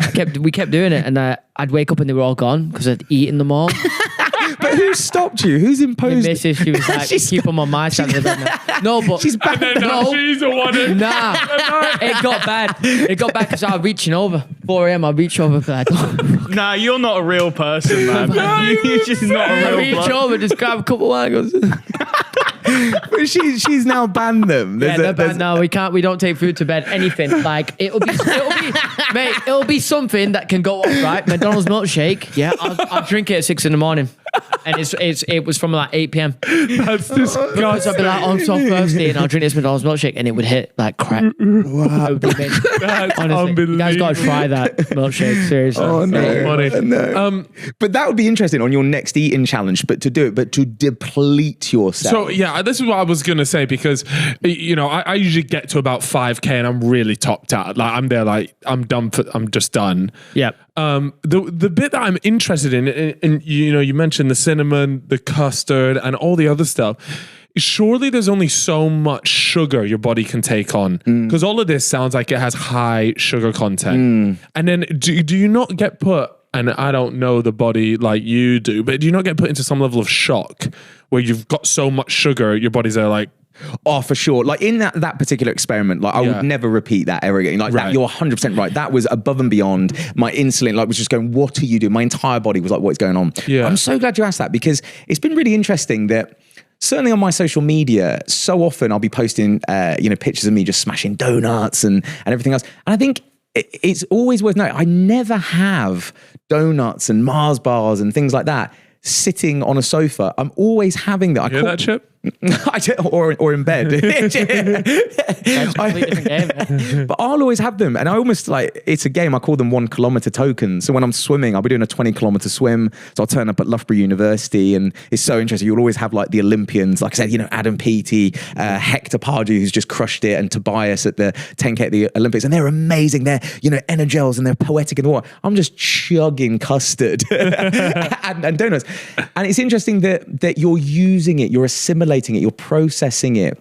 So I think sometimes we humans have a bit of a turbulent relationship with sugar and things like that. It's like, oh, but Ross, how are you allowed that? I'm like, you'll never really catch me having donuts sitting on the sofa. It's just I'm assimilating and using that sugar, those simple carbs. And I think it gets really interesting with that as well, because sometimes, don't get me wrong, I love Energels because they've just got an amazing sort of osmolality, digestive properties. They're easily digested, waxy maize starch, maltodextrin, they're easily absorbed.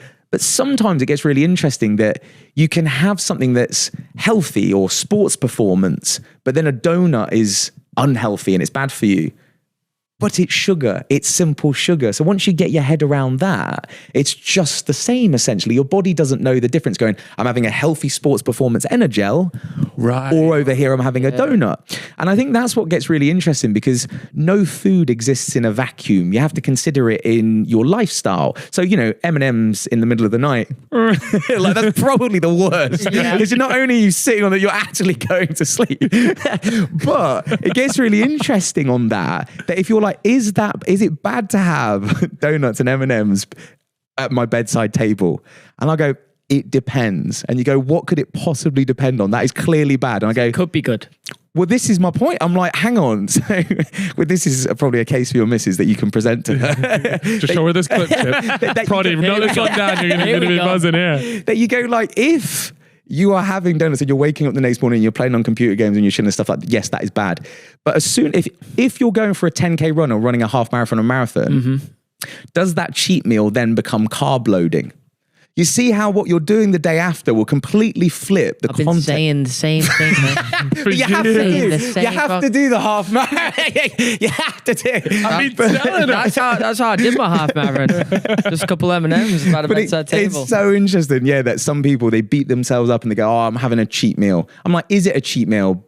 Or if you do a marathon or a 10K swim, or you hit a big weight session tomorrow, are you carb loading? Well, it completely depends on the context. It completely depends on what you're doing the next day. That's really interesting, because I'm training now, and I'm starting to having to do on Sundays. I do like my long run, and that progressively goes up like 3K each week.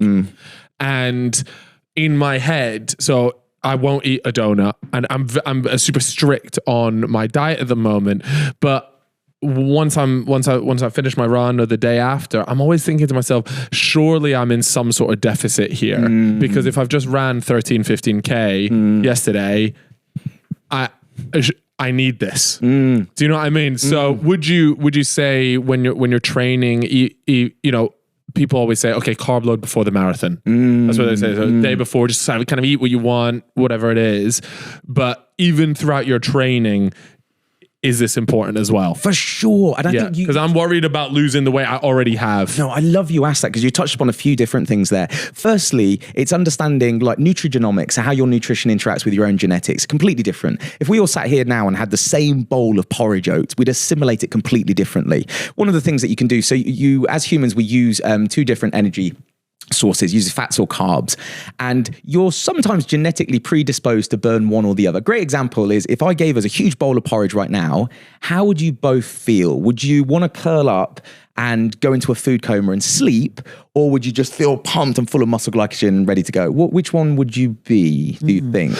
Porridge. If I was eating porridge right now? Yeah, or carbs. We had a massive pizza. We had a massive bowl of pasta.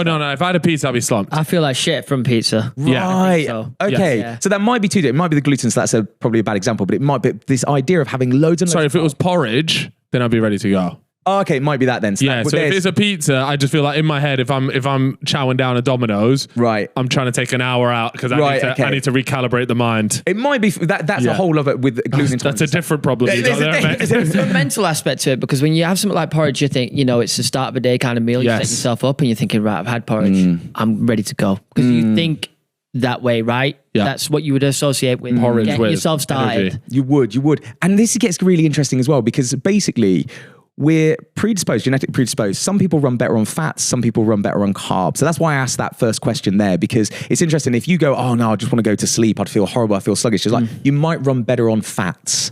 What's the best way to test that out? You can do tests at Liverpool John Moores University. They found that I was so carb adapted. So they were like, Ross, James Morton's brilliant. He said, like, this is an analogy, Ross. He goes, you're so carb adapted. Is that good or bad? He goes, it's neither. You just need to understand that you need carbs every hour on the hour, that 120 Gs of carbs every hour on the hour. If you miss it, your blood sugar, you'll be dribbling, you'll be in a hole, you'll hit the wall, it'll be disgusting. Wow. Your body will go, we've got nothing. We're so carb adapted and you're not giving us carbs. He says it's like trying to do the Le Mans 24-hour race on NOS on a car. And it's good if you can keep putting in carbs. Yeah. But what you want is a big diesel engine. So like Ross, you need to become more fat adapted where your body runs on fats. Now, one thing that's really interesting on that is all of us, doesn't matter how lean you are, we have a huge supply of fat on our body, endogenous fat already stored on the body. And I had to encourage my body to actually use endogenous fat. And one of the ways to do that, and this will be great for you to implement it in your marathon training, is to do lots of not lots, but make sure that you put in fasted runs. Fasted runs where you wake up, you might have a black coffee, but nothing with carbs or calories in. And you just basically go zone 2 aerobic. So again, speaking in complete sentences and go for as long as possible. And what's going to happen is your body's there going to be like, oh, Chip, what's going on? Oh, Cal, you're running. Why are we running? You've not even had your carbs. There's no M&Ms. Yeah. There's no what's going on? Yeah. And so it encourages the body to use endogenous fat. You become more fat adapted. Now, then going over to the marathon, what will be interesting is your body will be there on the start line going, we're good. If we miss an aid station or we don't want to eat because we're feeling a bit full, we can use fat already stored on our body. But if we do have carbs, that's good as well. We can do both. Right. And I needed to encourage my body to do that. Little backup system almost. Exactly. And the best athletes are those who understand like both. When you look at the Tour de France guys, oh my God, their fat burning capacity, even as lean as they are, they can just go for miles and they're so fat adapted. But when you start going up a hill and you need an injection of pace, bang, carbs, and it's glycolytic, it's anaerobic, and they take off. So it's understanding both. So you would definitely recommend this an element of fasted training in any endurance event? I would, but I'd always say depends where you're at. Like for instance, I'll be so interested. Honestly, I'd love for you to do this and text me because you can go to Liverpool John Moores University and do various blood tests, but sometimes you just know. If, for instance, if you went and did, so even the night before, make sure you haven't had loads and loads of carbs because that's going to be sort of residual muscle glycogen. But just go for a run and see how far you can go. Zone 2 aerobic and see how long. My first session, I remember 40 minutes in, I was nauseous. I was dizzy. My body was like, what are you doing? You've not eaten. But some people I've found are so fat adapted. You might actually text me and go, mate, I've just done 4 hours. I'm not even that hungry. Yeah. I'll be like, whoa, that means you might be really fat adapted, which is amazing. But then what might get really interesting is if you turn around to me and go, but Ross, I can't have another Energel. I'm a bit full. Then I'm like, ooh, you need to train your digestive system to become more fat carb adapted because otherwise you're going to get to 18 miles or if there's a gradient or there's an injection of pace, you're not going to have that other fuel source. And so how do you become more carb adapted. Making sure that then you do your runs, and it's that 120 Gs of carbs, that's the upper limit. Yeah. But making sure that your body can assimilate and store and process carbs. So if you're going, Ross, and I've got friends like this, they go, I've had one Energel and I'm like, oh, I can't have another one. You know, I'm like, wow, you're literally not going to have the carbs if there's a slight gradient or something like an injection of pace. Because fats basically are brilliant when it's a slow aerobic pace. But if you're going uphill or you're in the Tour de France and the peloton like takes off, you need carbs. So it's understanding both. And then further to that point, and this is what I love when Usain Bolt famously, I think it was Tokyo, I think I've got that right. But the Olympics, he won on chicken nuggets. And everyone was like, oh my God, why'd you do that? That's a terrible diet. And he's like, because I'm in a foreign country, I know chicken nuggets. Yeah. I know that they work. We always call them no debuts on the day. So I don't want you arriving on the start line and then going like, oh God, I've never, tried donuts before. No, I'm like, no, that's a recipe for disaster. You know exactly how much you need, when you need it, and what you need. Well, I'd like a bit of advice then, because I'm doing my marathon in New York in November. Legend. And obviously I'm going to have to fly. I've got to go there. So I'm dealing a little bit with the jet lag. But then also, like you said, when it comes to eating, I want to make sure I'm eating foods that I've sort of been used to for the last 3 months training. Yeah. The problem is, and I've seen this, I recently actually did a video where I went over to the US and tried a bunch of famous restaurants, but the food there, and it sounds crazy, but it's so different to the food here. Oh, it is. Yeah, And to the point where I remember at the end of the week, I just wanted my normal, my British food. And a lot of people would say like, oh, there's not much flavor in British food and all this, but there was almost too much. It felt like there was so much salt, so much flavor and everything in the US that I'm a little bit worried about. I mean, it'd probably be okay. And it's, I guess maybe when we're talking like the last 10% of your ability, this might affect it, but it's something I'm curious about anyways, is that when you get there, would you recommend almost bringing some of your own home bits? Bringing all of your own bits, for sure. Oh, for sure. Again, this is like Dave Brailsford. Pot noodles in, bro. For sure. And people were like, what are you doing? You're like, I know this works. It's the same on Tour de France when Dave Brailsford, like the aggregation of marginal gains, was even taking pillows that he knew that his athletes had used and were comfortable with. He didn't want the hotels in the pillow that might be slightly different and might tweak their neck or give them a bad night's sleep. No. So it's that. They were taking their own pillows. All those small details add up in the end. For sure. Yeah. But I like I said, it will be really interesting as well to just try to do it under race conditions, because I think when you're absolutely in a hole, your body is so intuitive and it just knows what you need. Friends of mine, when we supported them over quite hot races, for instance, we've had these aid stations where we turn up and we've got jelly babies, we've got electrolytes, got everything. And friends of mine have ran in and they just shout whatever they want. And as they've ran in, sometimes they go, soy sauce, rice balls with bacon fat. And we're like, what? Not on the menu. Exactly. And we were like, what? And then sure enough, it was like knowing that the reason he wanted that is he wanted to replace salts. Yeah. So what his body was saying, we were like soy sauce rice balls with bacon fat. But he thought it was at Nobu. Yeah. Hey, you got to try it. You got to see what happens. This is it. So I think it'd be really interesting for you, knowing that when you're going over there, you have a diet that works for you. That's fascinating. What works for you will be completely different to Chip, to completely different to Liam McCall. It'll be completely different. So you got to find something that works. So interesting, because I mean, I maybe fall victim to, or I guess most people, as you naturally would, is you just listen to what other people do and you just assume, right, well, this very successful person that runs really quick marathons did it this way. That seems to be the way to do it. Let me just do it. So I guess there's definitely got to be an element of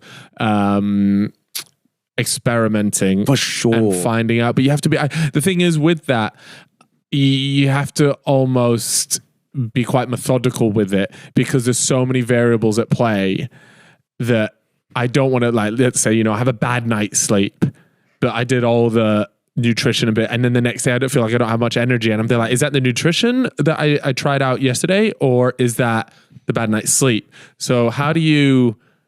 And I guess you just have to keep trying until you figure that out. You do. And I love, there's two things there that I want to point out. So there was one, which Martin McDonald, a very good friend of mine, amazing nutritionist, worked with so many elite athletes. And he said that sometimes those athletes who are too clean with their diet, they just basically have no like nutritional plasticity. They can't deviate from anything. So if you put something slightly like foreign in their stomach, they just go, whoa, no.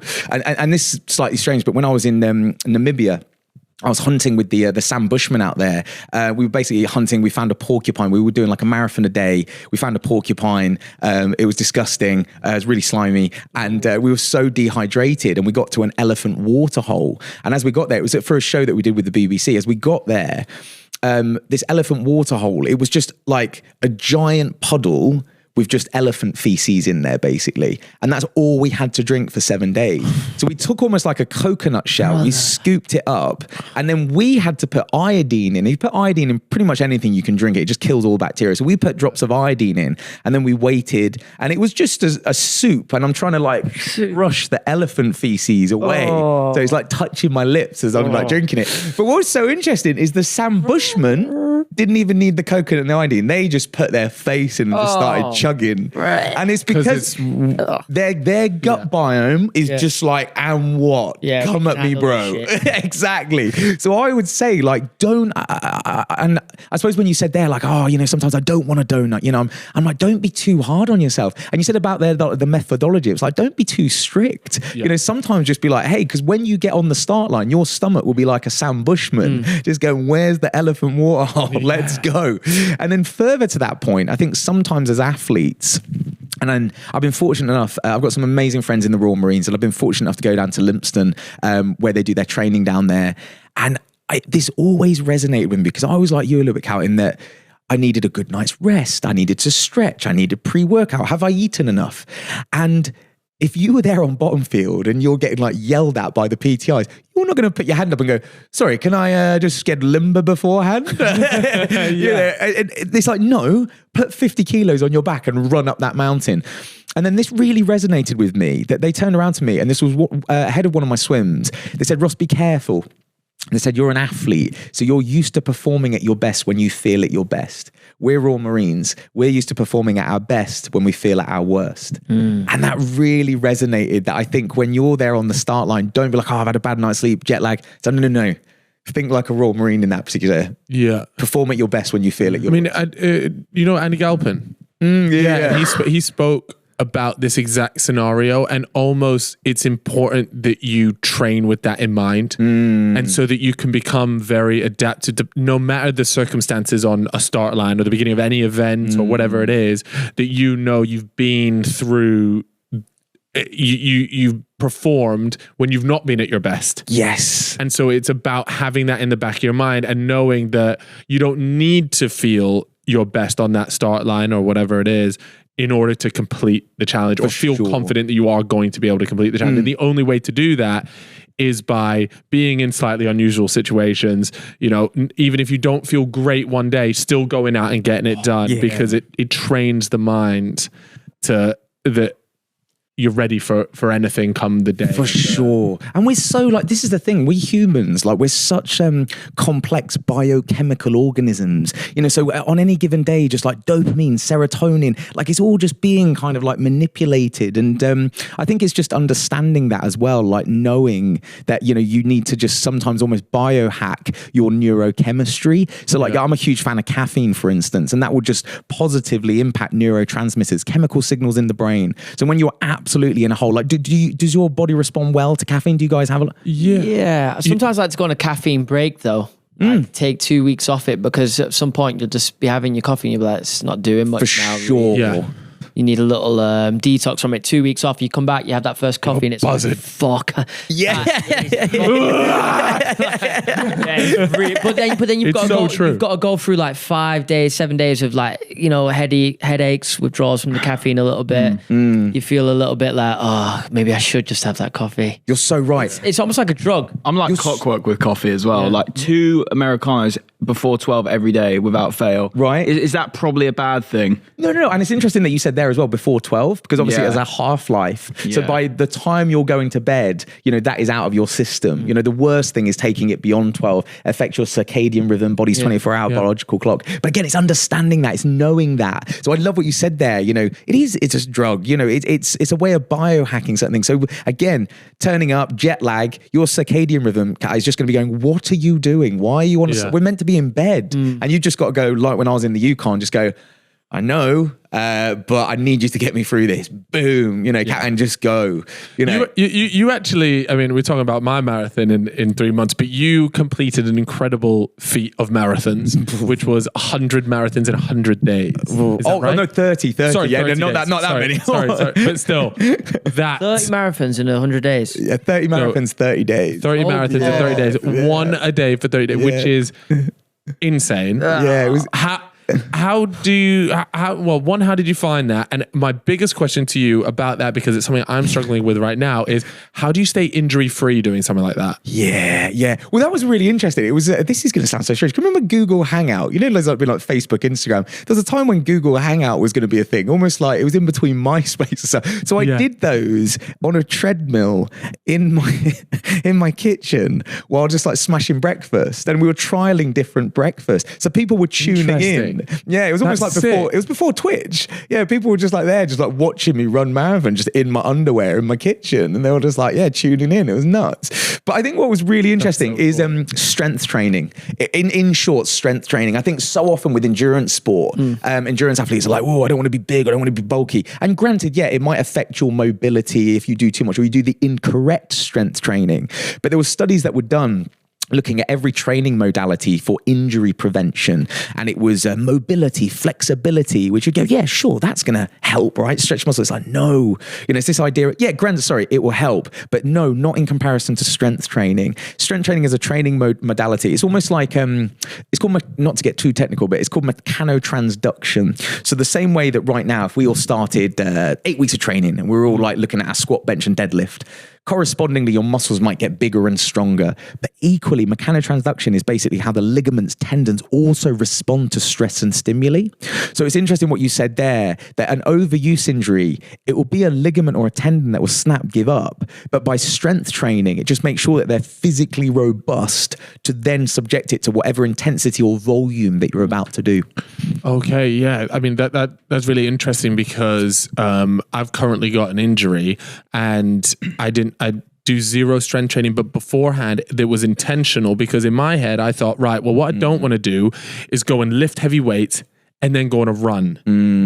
And I'm not talking even on the same day. Even I was there thinking, even if it's the next day, I don't like that. To me, seems like a recipe for an injury.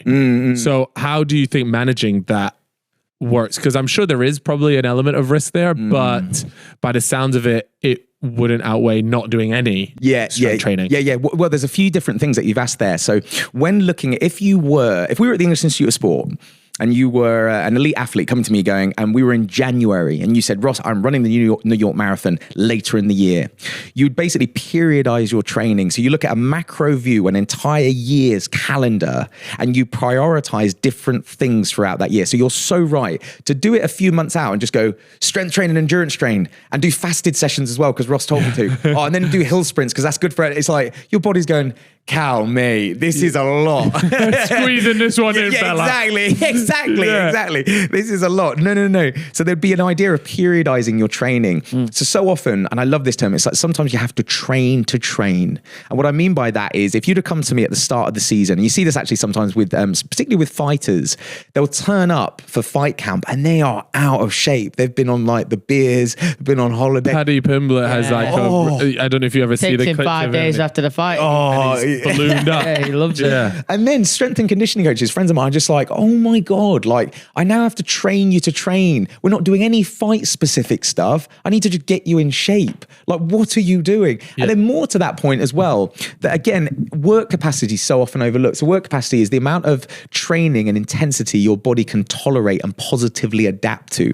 What I mean by that is, say it is January and you both come to me and go, we're running the New York Marathon, both of us. I go, cool. I can look at your VO2, your running biomechanics, your lactic pressure, all those things that we talked about. But one thing work capacity is overlooked in that if I said, right, let's start off, let's just go for a 20K run. And say you had a greater work capacity, I would know I could flog you more. You might have exactly the same VO2, running biomechanics, everything. But if you have a high work capacity, it means that you can subject your body to a greater volume and intensity and you'll respond more to it. So that means I can do 20K today, 10K the next day, another 20, a higher volume in the work, and you'll respond to it. Whereas sometimes you get athletes who are quite frail. You almost have to wrap them in bubble wrap and go, oh God, you don't have a high work capacity. So I can't subject you. I can't flog you like a horse. I've got to kind of like mollycoddle you a little bit. And so, sorry, coming back to that, it's this idea of periodization, that at the start of the year in January, it would be like there would then at the start be a period of strength training to make sure you're physically robust, you have a high work capacity, and your body's going to then tolerate the training later, the miles on the road, the pounding on the road, because you've strength trained. Your ligaments and tendons are like, we're good. We're bulletproof. Throw anything at us. Yeah. It's like, 20K run today. You're like, is that it? Yeah. Whereas what I suppose we're trying to do is you're subjecting your body to like all five things at once. Yeah, that's really interesting. Which is doable, but sometimes now I think it's just like, even at this late stage, making sure that the strength training you do, I don't mean like, German volume training, like bodybuilding straight. No. It might just be as very simple as like Poliquin step ups, tibia raises, things like that are just going to make you a little bit bulletproof, but not affect the 20K run the next day. Yeah. I find stuff like that so interesting, because and since going down this route, and me and Chip have sort of been going down this route for the last maybe year, I'd say, or maybe even 18 months. We both did 75 hard almost a year ago now, Was it? Yeah, we ended it on November 16th. Yeah, it was an awesome challenge. Just go monk mode. Did you get on with it? Yeah. Actually, we loved it, didn't we? And that for us really changed, or at least for me, and I think as well I can speak for Chip, but changed the way I sort of live my life in terms of discipline. And that for me became such an important part. And just understanding, like, no matter how you feel, and sort of the idea of motivation is just irrelevant. And how, because you won't have any. We didn't have any of that. After like 10 days in, you're like, I want to stop now. Yeah, that's the difference. You just have to do it when you don't want to do it. It's like, I've just done my first workout. I've just got one more to go. And it's like, end of the day, you just got to get out there. So the idea of discipline, and is that something that you've developed? Would you say that as one of your sort of like strong suits, just the ability just to get up and just get it done, even when there is zero motivation? You just cannot be asked. Yeah, because I love that you asked that. And Chip, you just said it as well, which is that idea of just getting it done, getting up and getting it done. And what you described that, I love Huberman, the neuroscientist, he's amazing. And he talked about, and I sort of intuitively found this on the GB swim, but sometimes people sit there in a sofa and they wait till they're mentally ready to get up and start. Yeah. And so I love what you just said there, Chip, because what it is like, you're like, no. Physically get up and do it. And that will almost biohack, and then correspondingly your neurochemistry, your brain will go, he's getting up and he's doing it. So then the brain will follow the body, and I think one of the best examples is ice swimming, that you'll just, if you want to sit there on the side and go, okay, I'm going to psych myself. No, don't psych yourself up. Throw yourself in and your brain will immediately follow, because it'll be going, right, this is happening. Yeah. Oh God, okay. I'll deal with it anyway, because you're just doing it. It's exactly it. So I think, but also I think you habituate that. So looking back on the GB swim after 157 days, and also after the Yukon, like that I wouldn't almost recognize that guy sitting now on the sofa being quite comfortable. Like, that guy was a savage. Like, his tongue's falling off and he's just spitting it out. His neck's just like chafing. He's just like not bothered. I remember, like, now, for instance, I can openly say it would take me a while to get back there, but if it was midnight tonight, I never forget, it was Edinburgh. And I left my wetsuit out accidentally. And basically you do tied on, tied off. So you swim every 6 hours. It doesn't matter if it's 2 a.m. or 2 p.m. You get up. And it was Edinburgh. I left my wetsuit out. It was 2 a.m. And I had to crack the wetsuit because it had frozen to put it on. So I'm now on deck, just in my trunks, just putting my hand in. But that guy, like there, the guy who saw it, he just did not care. He was a savage. Whereas I've become slightly now, I'm 2 months removed from the Yukon, a little softer. I'm like, now I'm just sitting here on the sofa, Comfy feet.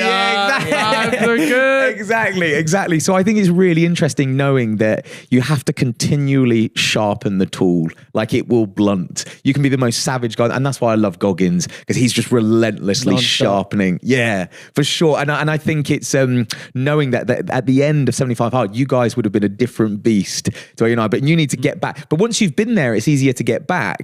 But lining up on the marathon, you need to be there going like, right, okay, what did I learn from that? Yeah. And you use them, you have these sort of tools that you come back to. But I openly admit, sitting here on a comfy sofa, I'm a very different guy to the guy who sort of, walked out of the Yukon with his legs just like pissing falling off. Yeah, literally. Yeah. So what is next? I mean, I know, and it's funny, we had Hardest Geezer on, we had Ash Dykes on. And it's so funny when you ask this question, because you guys are so driven by challenges and pushing the boundaries. And it's always a bit of I have to see what it is. But I know for a fact there is always something sat in the back of your mind of they're like, I don't know if I'm going to do this, but this is at least on my mind. Yeah, genuinely, honestly. So like my girlfriend, like I'll wake her up at 2:00 in the morning just looking at a globe, and I'll be like, look at that river. Okay, she's just like, go to bed. So I have a huge bucket list. It's huge.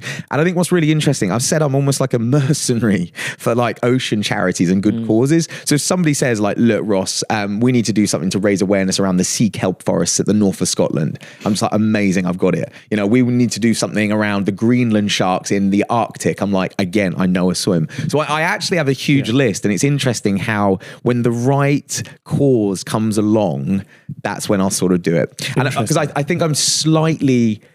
The GB swim, I'll be so honest, that was slightly selfish reasons. I wanted, very much inspired by Captain Webb, 1875, first guy to swim across the English Channel. People said it couldn't be done. Said the water's too cold, tides are too strong, can't do it. And I love this. On a diet of beef broth and brandy, he swam breaststroke all the way across because front crawl was ungentlemanly like at the time. So he just crushes it. Unreal.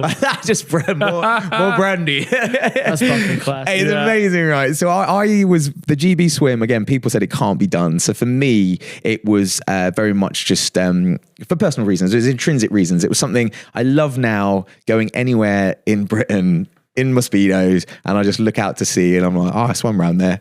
That is a crazy thing to say, actually. So no matter where you go, you got, or like next time I go to the beach, Randy will be like, he was there. It's true. He must have gone past this bit. Is there a bit more chill today? Oh, for sure. Yeah. I just want to be like, honestly, I want to be like 100 years old, like old, wrinkly with a massive belly. Yeah. There'll be kids like making sandcastles. I'll be like, I swam around here. Well, all right, mate. So there was that, whereas now I don't feel I need that. It needs to be a charity. It needs to be a cause. Yeah. Is there a challenge? And Hardest Geezer himself said it, for him, there was this ultimate challenge. He has no idea when or if he will ever attempt it, but it was from the South Pole to the North Pole.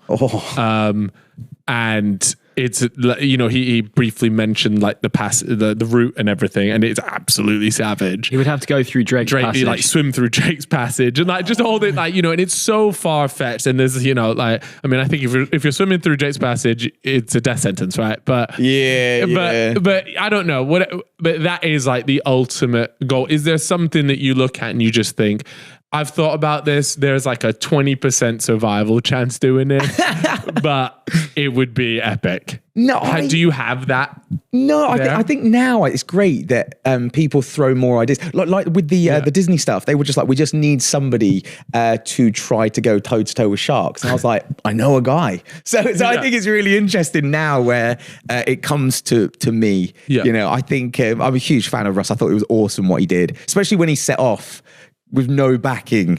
It was just like this dude. And call money. Oh, legend. I'll send it. Legend. We'll sort it out. We'll send it. Figure it out as it goes. Yeah. I mean, what was so funny? I think literally before he went on that, Chip had DM'd him like, yo, when you're done with that, you get to come on the pod. Like, we just knew it was going to be this epic adventure. We knew get it done. We knew getting that. And yeah, he just a total madman for completing that, because I was thinking about challenge, not that I'm in any situation to do that, but I was just trying to think, right, what to me would just be like this nuts challenge. Oh, you got to though. Honestly, both of you guys. I love that you've done 75 hard, but further to that, what I would love, genuinely, I think when you look at, again, like the history, the anthropology of us humans, we've always been doing these pilgrimages, these things like Einstein said, adversity introduces you to you. So when you look at the anthropology, different civilizations, whether it's Aborigines go and walkabout. I was lucky enough actually to go on, it's called an okugaki with Yamabushi monks in Japan. You basically just do a marathon a day and meditate under ice cold waterfalls and just smash green tea, and it was just like meditate. It was unbelievable. So we've always been doing, the Maasai tribe as well. We've always been doing something, and I think we've lost that. So it's really interesting when you look at people like Ned Brockman, who's like the Australian version. He's a legend. That people go, why are you doing that? And I sort of look and go, why are you not? So I love that you're even asking those questions. I think genuinely everybody, and I would love it if you guys find something that's so specific to you, and it will be so specific. Some people go, I'm going to, do the London Marathon. I'm like, that's amazing, but it's quite generic. Yep. Do something different. So do you know what? Like Chip turned around to me and was like, this is so random, but it's you were like, I've just found out that my family can trace their lineage back to Ireland. And there's a particular coastline that I am going to kayak and canoe. I'll be like, yes. I mean, can you imagine that? Like going back to his homeland. Equally, if you're just like, mate, I've just found out I'm part Finnish and I'm going to go to the Arctic Circle on a polar bear. I'll be like, yeah. But, there's these, and I think we've lost that because I think now there's a lot of events that kind of mass organize. But back in the day, there was just so many people, like the heroic age of Antarctic exploration, when Shackleton, Edmondson, Robert Falcon Scott were all racing to the South Pole. And it was those stories that they were, essentially every footstep was going to uncover something new in terms of geology, biology, geography, something. They were bringing back rocks that we'd never heard of, all these things.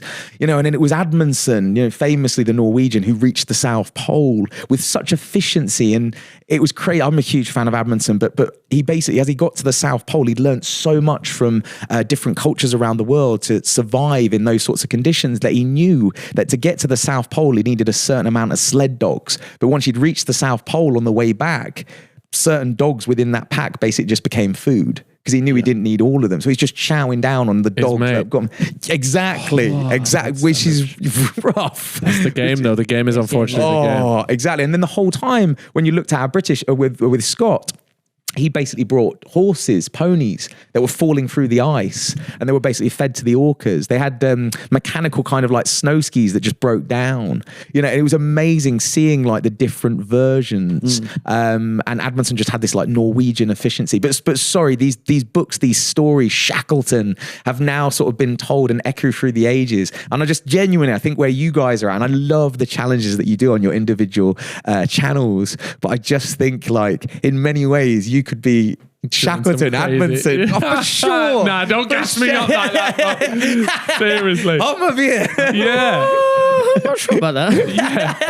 Chip's just going to go back to having his McDonald's milkshakes at 3 a.m. My M&Ms, man. In peace. I'll do a 5K tomorrow and give it the rest. But it didn't even like, if like on that note, it could be, whether it's, motorized as well, where it's flying, where it's, there'll be something that is so specific to you that you'll say, and why did you do it? And that will be your okugaki. That'll be your pilgrimage. Interesting. Wow, that's such a up to money. Every 1 hour, 120 grams of carbs. M&M. You gotta make sure Peak performance. Exactly, man. Shifting them gears. I have one final question for you that I'd like to ask. And I think it's quite dark, but the fact that you're still here means that it can't have been the end. What would you say was the closest you've been to death on any of your challenges? Yeah, good question. Where you really felt like I think, I love that you asked that. I think there's two answers to that, because there's a few where like death was probably knocking at my door, but he was like tiptoeing there and he was like walking, and that was like the hypothermia. That was the cellulitis, where it was slow, it was gradual. I was sort of like a bit hazy, maybe, like the Grim Reaper was like tiptoeing around and went, not just yet. I'll get you though. I'll get you. And what challenge was that? That was the... So that was hypothermia and cellulitis in Loch Ness, but it was hyperthermia, which is heat stroke essentially, and rhabdo in Trasimeno. So I think there was probably those 2 times where I was flirting with common sense and consciousness. But then I think what's really, really interesting is I think there's probably been more times where I was close but didn't realize it. And I think that's where you come from, like the Yukon, for instance. It was so interesting chatting to the guys out there who know the Yukon. They're such experts. And they're like, oh, no, the bears know we're here. You just won't see them. Like they're 100%. The grizzlies, they know where you are. Like they're watching us right now. You just can't see them. There's wolves. The wolves know exactly where you are. And then by that logic, and this was what was fascinating, when swimming around Great Britain, but in various other locations, certainly like the Caribbean, in various different places, it's amazing how even a minke whale, which will be sort of as long as this room, can be hiding from me.